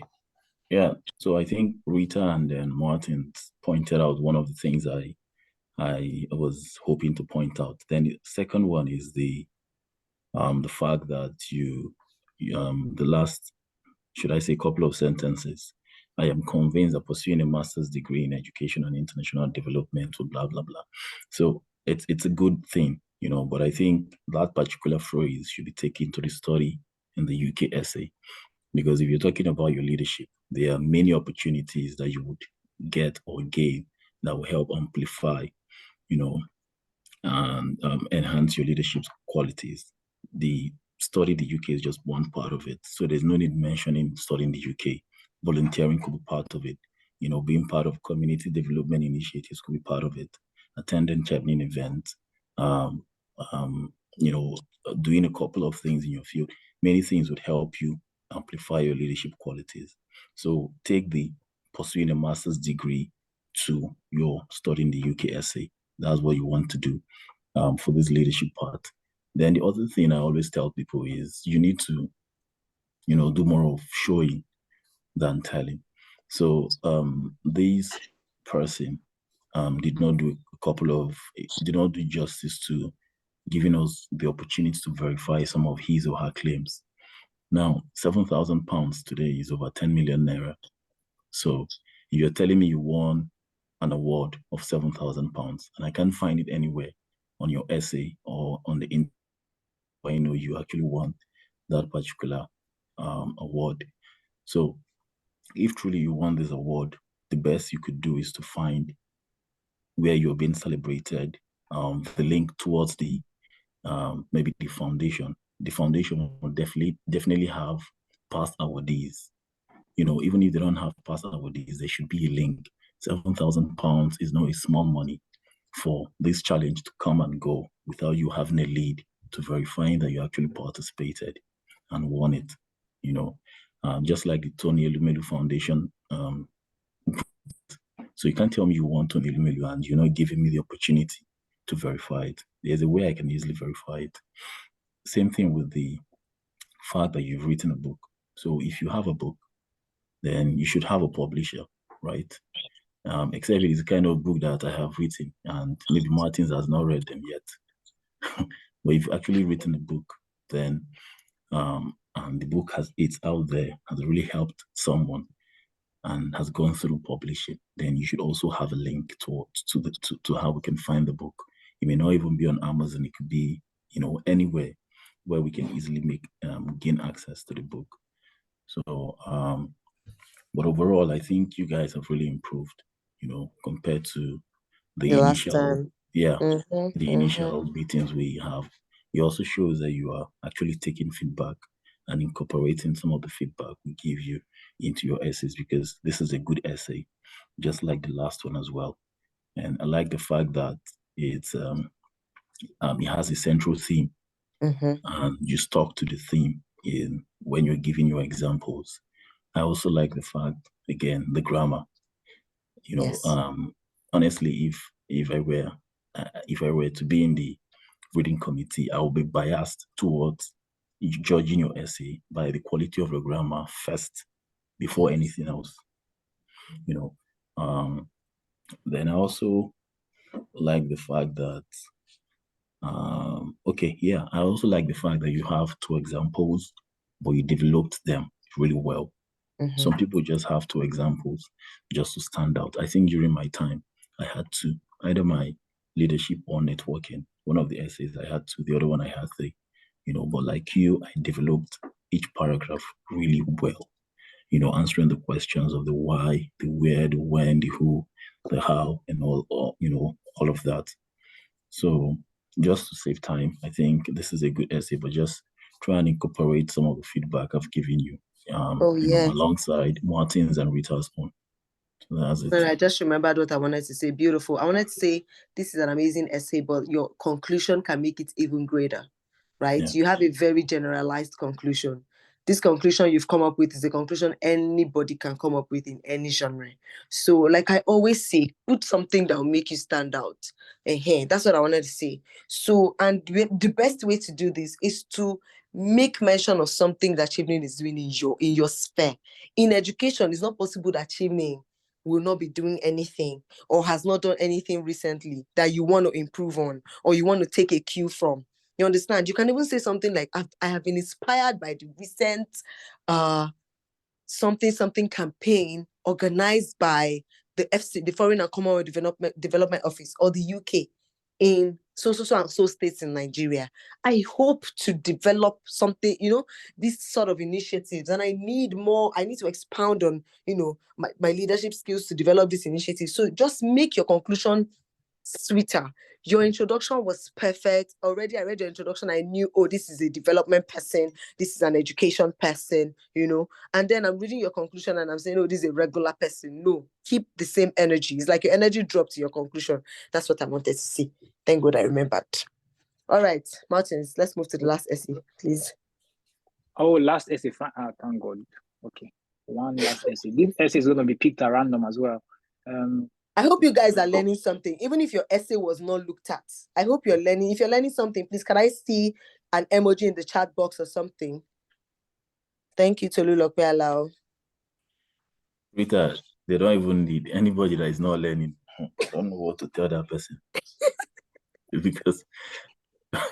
because for example, now you guys, I don't know about you, but I'm actually in the library, trying to do a couple of things, but I thought it wise to join in this last session. So we can't be here and they will tell us they're not learning. They are really learning. And honestly, you could see from the recent essays, they've really improved drastically. Really. I must really encourage them and commend them. But just to add, before we go on to the next essay, it's more like a motivation and also a warning. Now, Chevening is 2% globally. But if you're from a country like Nigeria, it's way, way less than that. In my cohort, we're less than 0.3%. Now, not 3%, 0.03%, I think. So that means if we want to use the measure via which we won the Chevening scholarship, only one person out of the 40 something people here will be winning the scholarship. So that's how competitive it is. However, you don't need to be, frightened by other people's, experiences, achievements. There are many things that could give you an edge. And again, your story is your story. When I was writing my own essays, I know I did one or two things again that an average person would read and say, wow. But the other of my examples were, based on Chevening standard, could be okay, just I really developed them well. So don't be concerned about what you see, in other people's essay. Just focus on your story, focus on your experience, and try to develop it well. And if you're, lucky and you're good to go and you put up a quality application, you definitely get it. So just to encourage you guys, don't be scared. Yeah. Me, I do not write any book. When I did my own, when I got Chevening, I don't write book. I don't go to United Nations. It's okay. Thank you. I've done so well. Please, you will be okay. No, because of some people that are crying in the comments. That's what I'm saying. No, those people Okay, are just pretending. Is it not Ngozi? No, don't leave Ngozi alone. This is networking. Okay, perfect. Maybe we'll this is a study in the UK essay. This is the last one for tonight. Okay. So you can go on. Okay. Nigeria's startup ecosystem struggles with a high failure rate, with nearly 2/3 of new businesses falling within years of operation, resulting in a significant decline in investor confidence and venture capital funding, which threatens the entrepreneurial landscape's sustainability. Okay. Please, before I forget what I want to say, let me just be saying it now. Who told you? Who told you this thing that you just wrote? Please. So, who told you this thing? How do you know? Is it Nigerian Capital Markets Organization that said this? Where did you get these statistics about 2/3 from? Is it your head? Did the Holy Spirit minister to you? Yes. Secondly, this thing is almost too. I'm going to read it again, but it's almost too long. Like, I almost lost my train of thought just reading it. Nigeria's startup ecosystem struggles with a high failure rate, with nearly 2/3 of new businesses failing within 3 years of operation, resulting in a significant decline in investor confidence and venture capital funding, which threatens the entrepreneurial landscape's sustainability. No, don't move too far, please. Okay. Yeah, go back. Okay. Despite applying insights I gained from product growth courses in my job at a startup, critical gaps and insufficient market research during the business planning phase caused a decline, resulting in a recent downsizing and emphasizing the importance of innovative thinking and effective management for business success. Your sentences are too much per paragraph. Your sentences are too convoluted. So they are too complex. You should be breaking them down. Thus, I aim to acquire advanced knowledge of launching and managing businesses, along with leveraging innovation for social impact at universities in the UK, which ranks 4th out of 132 countries on the global Innovation Index. What? This last thing you said, what was that? Which of the universities? Is it all of them that ranks fourth? Or I don't understand that thing that I just read, the last one. Just keep reading. That part is irrelevant. All right, moving on. My first choice is the MSc in Innovation Management and Entrepreneurship at the University of Manchester Alliance, Manchester Alliance, Manchester Business School. There's a school like this. I mean, I know there's the University of Manchester. Maybe they have an Alliance Manchester Business School. Okay, Let me anyway, just help you put the comment then. Okay, at the University of Manchester Alliance Manchester Business School, which is renowned for its top business and management rankings and impactful research that has influenced global innovation policies. The program suits my study goals, especially the innovation strategy module, which will foster my ability to develop roadmaps that address business challenges. Through practical case studies and expert-led sessions, the Technology Strategy and Innovation Management elective will cultivate my entrepreneurial mindset. Additionally, AMBS's emphasis on SDG adoption offers a unique opportunity to research and integrate social responsibility into Nigerian entrepreneurial ventures. Visiting digital incubators in Manchester during the course will provide real-world insights for my future innovation hub. Furthermore, the proposed Festival of Business at AMBS to commemorate UOM's, what's that? UOM's, okay, University of Manchester's. University of Manchester. Yeah, University of Manchester's bicentennial anniversary in 2024 is an opportunity for me to network with global entrepreneurs and business experts. Also, I love food tasting, so I am eager to explore Manchester's food culture. Okay. Secondly, the Entrepreneurship, Innovation and Management MSc at the University of Nottingham offers key modules in contextual entrepreneurship, venture capital, and private equity, which will enhance my proposal development, deal structuring, analytical skills for future roles. Furthermore, the opportunity to take discounted Microsoft and SAP digital qualificating BSAP. What is SAP? Digital qualifications, in addition to the course, will increase my job market value. Rather than a dissertation, a summer business plan at the Ingenuity Lab, guided by expert mentors, will sharpen my research skills and expand my professional network. Moreover, the serene and green UON Jubilee campus is my ideal environment for physical learning. Finally, the MSc Innovation and Entrepreneurship program at the University of Warwick, which Eduniversal ranks, with Eduniversal, I mean, what's this? Eduniversal, okay. Which Eduniversal ranks first in the UK for entrepreneurship in 2022, includes a module in digital startup and business modeling that builds on my previous product management Microsoft certified training. As a result, I will gain a better understanding of creating impactful digital products and driving business value. Furthermore, the course's track record of student diversity sets me to engage with people from various countries and backgrounds and gain new perspectives on innovation and entrepreneurship. The Chevening Scholarship is a gateway to top UK universities, enabling me to discover new cultures, connect with diverse people, and acquire expertise to propel Nigeria's entrepreneurial growth. This is not a bad essay, but it's not an amazing essay. It's not. I got tired just reading it. First of all, plenty SOP, PON, ROB, BII. Was as in your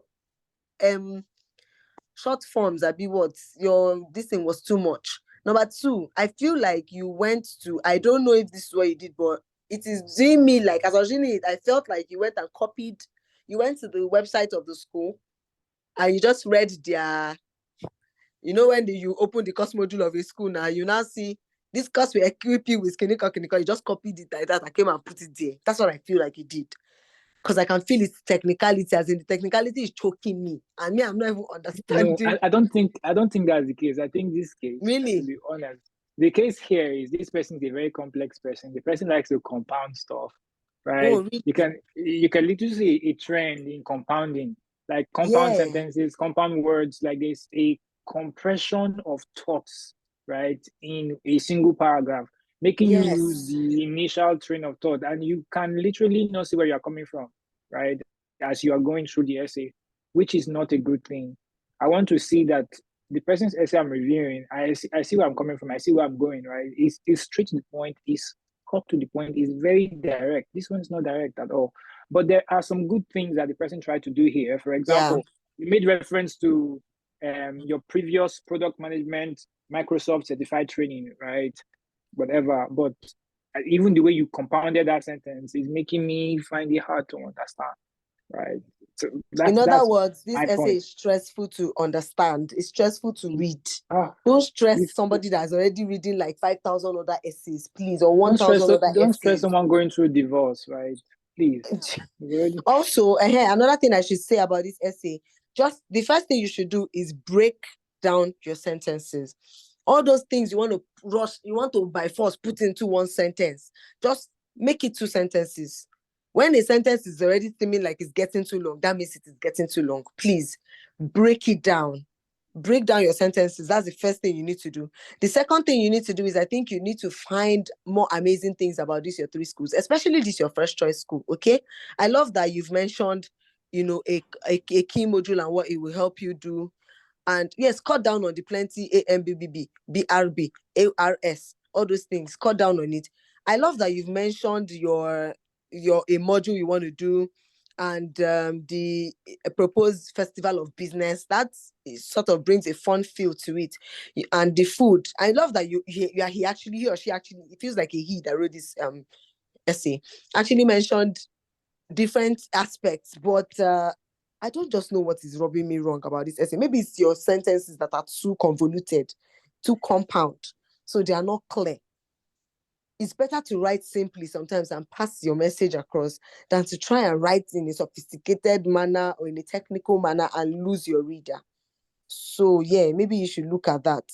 Breaking down your sentences. Your conclusion is too short, by the way, and too generic. It is too short and generic. Please address that. Everybody knows that the UK is diverse people, diverse cultures. Look for something else. Why you want to study with the Chevening scholarship, and why you want to study in the UK, why you want to study that course, and what's to help you come back to do in Nigeria. So yeah, I think that's I think that brings us to the close of essay reviews for tonight, actually. Also, just to add, yeah. Just to add, Rita, can you go down a bit? Yes, please. Okay.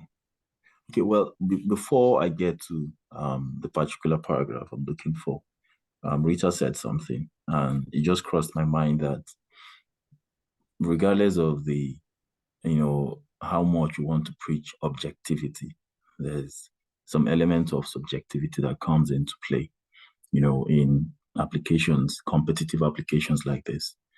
Now, Rita said that she perceived that his applicant kind of, went to get a couple of sentences from maybe the program, curriculum or something, and to add it to the essay. That may not be the case, but you could see the impression she got. And if, unfortunately, she's one of the people marking your essays, you may not have the time to go check if that's what you did. So what I'm trying to say is, you guys should not give room for such. There's a way you can flow in your essay. Someone that reads essays and probably have, the opportunity to go through a couple of Chevening essays in particular would know that this is original, authentic, and is coming from a natural stream of thought. Then the other one is, in terms of your schools, I would prefer if you try and kind of diversify away from the module thing. Is important, but you can mention module maybe in the first or second. Then you mention something academic, but not really module. Now, for example, you could mention, I always like to tell, okay, for example, during my time, you could mention that maybe if you're interested in specifically financial risk or operational risk, you could say, okay, maybe in the UK, University of so, they are the first guys to begin offering the course, to offer the course in financial risk. So that means over time they don't become chairman, for this particular course. That's academic, again, that they are the first to begin offering the course doesn't make them the best. Again, but I mean, just try to diversify away from the module in all of them. Stop mentioning the exact module that will give you insight, help you build more expertise. You can mention exact module in the first or second, then diversify. So a better way to do this is you can map out 3 different points, to support your decision, to justify your choice. Then 3 of them shouldn't be exactly the same thing. So your first 3 could be food, maybe quality of module, food, then, I don't know, maybe global ranking. Your second choice could be quality of faculty, social activity. Then maybe you want to join a particular society or club that will help you do this and this. The other one could be maybe there's a placement that will help you blend theory with practice. Then there's a project you want to do and you're interested in social project, and social lecturer or professor has done something in your field. Then, you just try and diversify your justifications. That's my point. Now, another thing is, this essay is really technical, but you can make it as simple as possible. To give you an example is University of Manchester. Rita, she's actually right. He or she is actually right. With the, I think, Manchester. Let me go up a bit, please.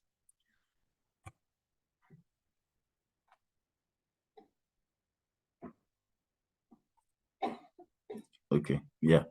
So the Alliance Manchester Business School is right, it's correct, but again, you can just say the University of Manchester. That's it. There are different schools in University of Manchester, and since you're in innovation management and entrepreneurship, everybody should know that is in the business school. Save the number of words that you would use to be adding Alliance Manchester Business School in addition to the University of Manchester. I think it would do a whole lot of good in terms of reducing the technicalities here and also giving you space to add more words to your conclusion. Then what else? Okay. Then Rita has already spoken about the introduction, so I don't want to go there and repeat almost everything she has said.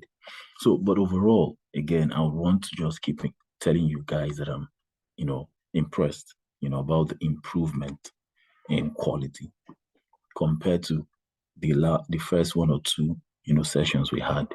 So I don't know if these essays were specially selected to impress someone like me, or it's by random that we're having quality essays this night.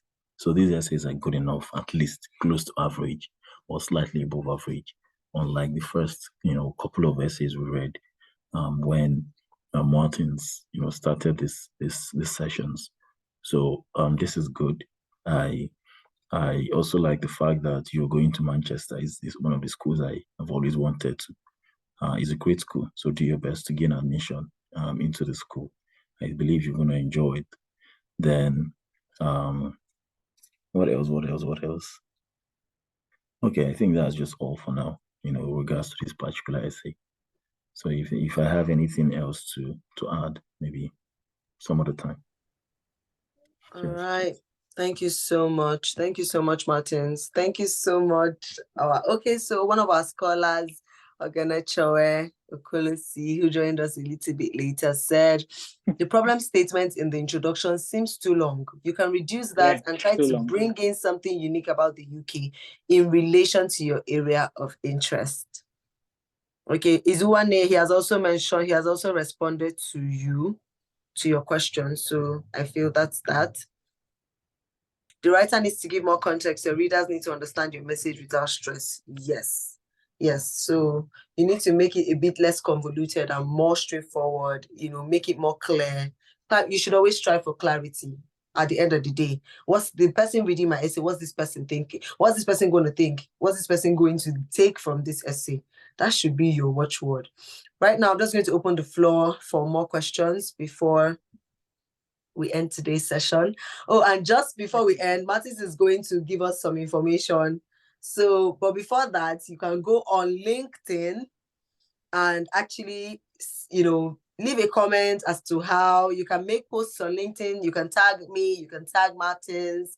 Okay, our handles. Martins, are you going to type our handles in the chat box? You can leave a comment on how you have found the session so far, from the first session till this time, if they've been really helpful, and just shout us out on LinkedIn. That would be really nice. That would be nice. Martins, what do you have to tell us before we close, since nobody seems to have questions? I want to share my screen for a couple of minutes, I think 5 minutes, because I have pickups to do tonight. Okay, please, if you can see my screen, just let me know. We can. I can anyway. Fantastic. So I want to do like a quick rundown of my own personal tips for the Chevening process in just a short moment. I have this and I can make it public and I can give anyone access to this, right? So that you can duplicate a tracker. You have to be sure that if you're doing this already, you've already come this far, and you have to be very simple. There are some questions that people ask about the employability thing and all of that, right? Chevening is something that you have to apply for very intentionally, right? I have several work experiences, but I summarize them into 7, and I put them here in this particular stuff. And then I selected just 3 from them and I put them on my particular, application, right? Just to be sure that I had a clear-cut direction of what my application should look like, all right? So if you're doing this, you should demonstrate evidence. I think the first point I want to make tonight is when they are reviewing your essays, it's just one component of your application, right? And when they're reviewing your essays, they're not reviewing it, leadership essays separately, networking essays separately. No. There are 4 questions. So imagine those 4 questions are printed, right? If they print out those 4 questions to be number 1, your leadership, number 2, so it will be a single page. So imagine those things are printed. Imagine there is a holistic review. Imagine you keep repeating the problem you would solve in leadership, the problem you will solve, all right, in your study. Imagine the redundancy and the tautology it would be to keep repeating that kind of thing, right? Which is why we are emphasizing simplicity in your essay process, right? For those of you who are having issues tracking down your years of experience, which one you should put, select the experiences, whether it's paid, internship, full-time experiences that you want to put in your application. Ensure that it does not exceed what has been done. Simple things, right? Your clear goals. Let me talk about this. I already selected schools I was going to apply for, all right? And if I didn't get Chevening, I already had a backup plan of schools that had internal scholarships that I was also going to apply for. And intentionally, this year, I got 3 different scholarships. Chevening was just one of them. I got the Development Master Scholarship from University of Nottingham. I also got a scholarship from Southampton, even though Southampton scholarship was not full. Nottingham scholarship did not have stipend. I eventually ended up, they took care of tuition, but they did not give stipend. I eventually ended up settling for the Chevening scholarship, right? Because of the stipend and because of some other things. I'm trying to show you that. Did you say settle? How can exactly. you I wanted to say certificate. Respect yourself, man. No. See, the point I'm trying to make, right? Don't get me wrong, anyone, right? Exactly, right?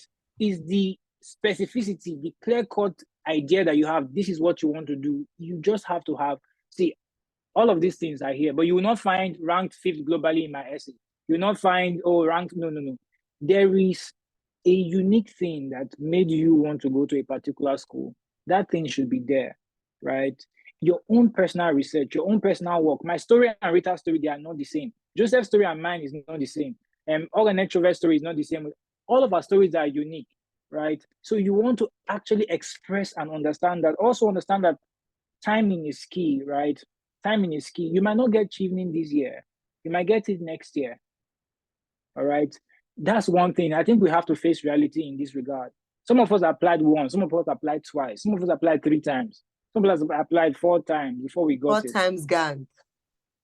Exactly. So first time gang, second time gang, they're on the call, third time gang, they're on the call, they are right here.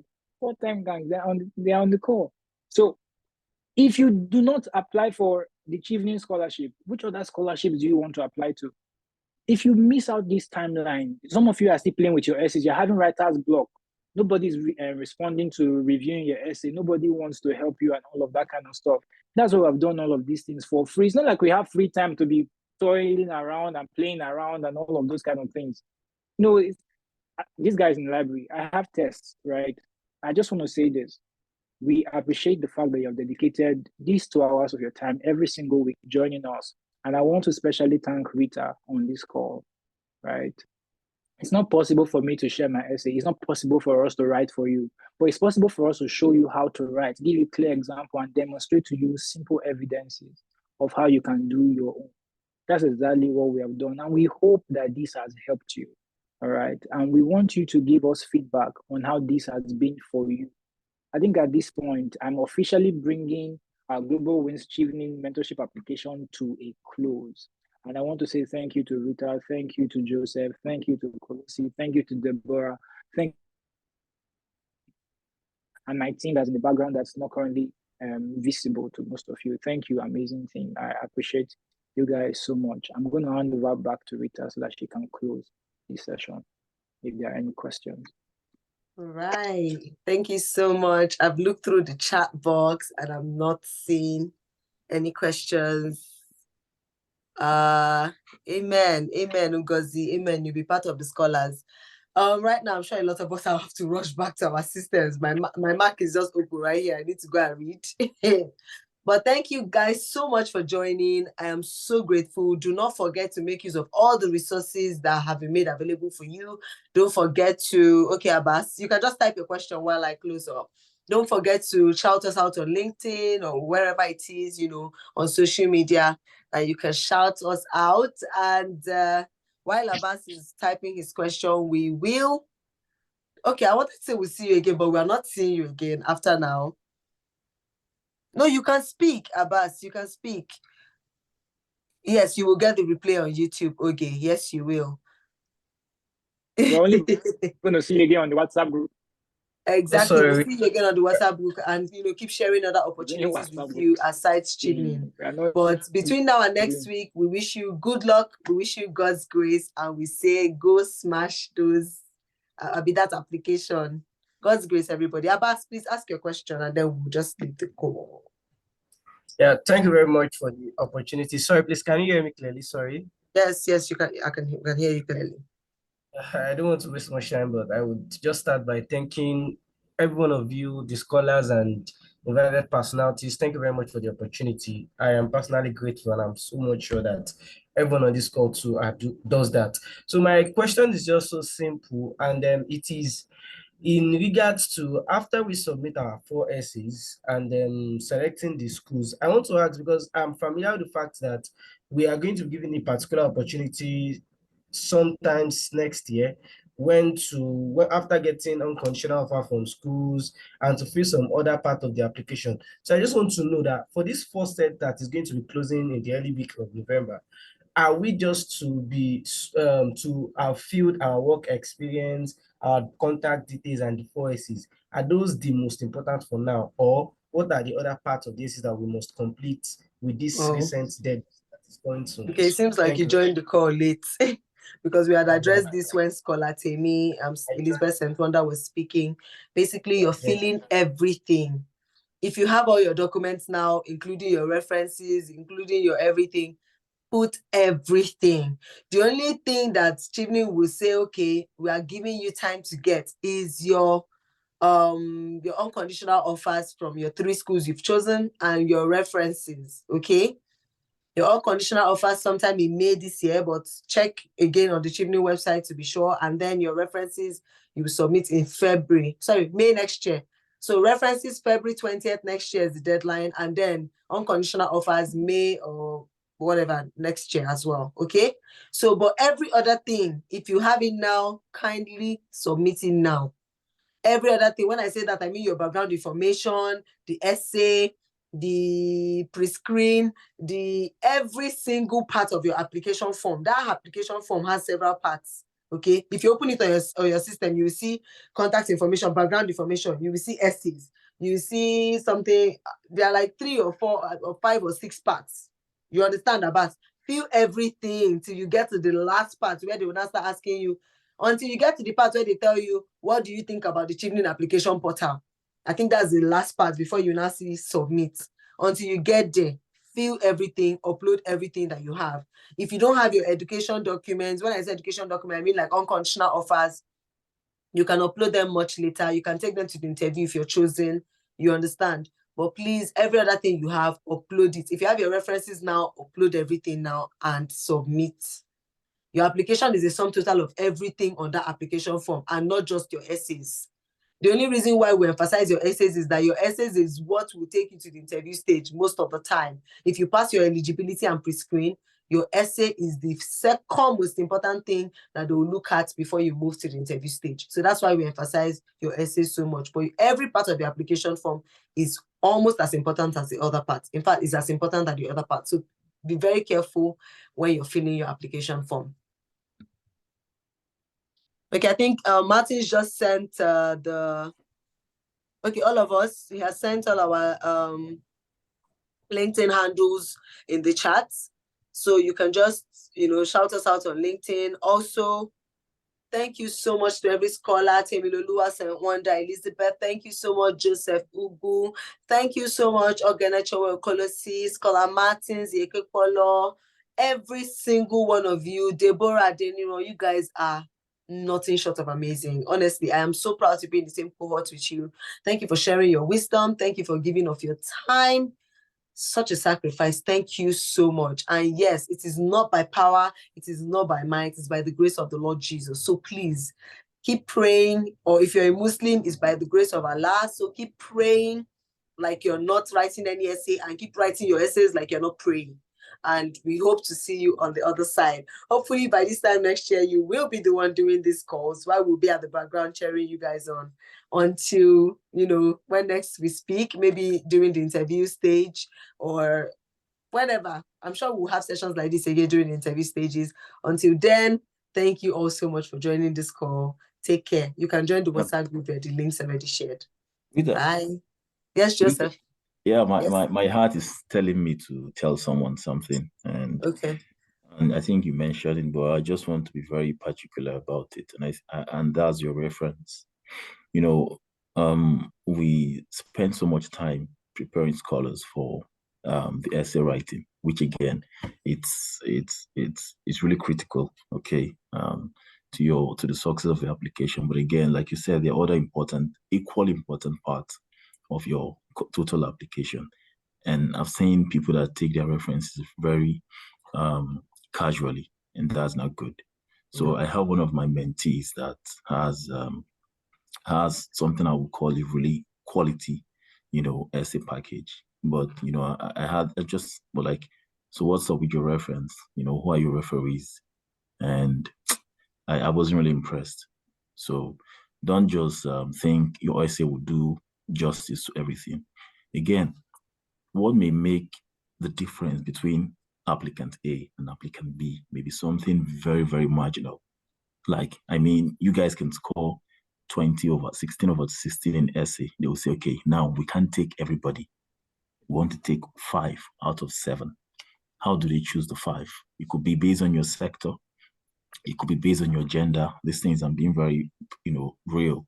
It could be based on your sector, based on your gender, based on your, again, your reference. Who are the people giving you recommendations?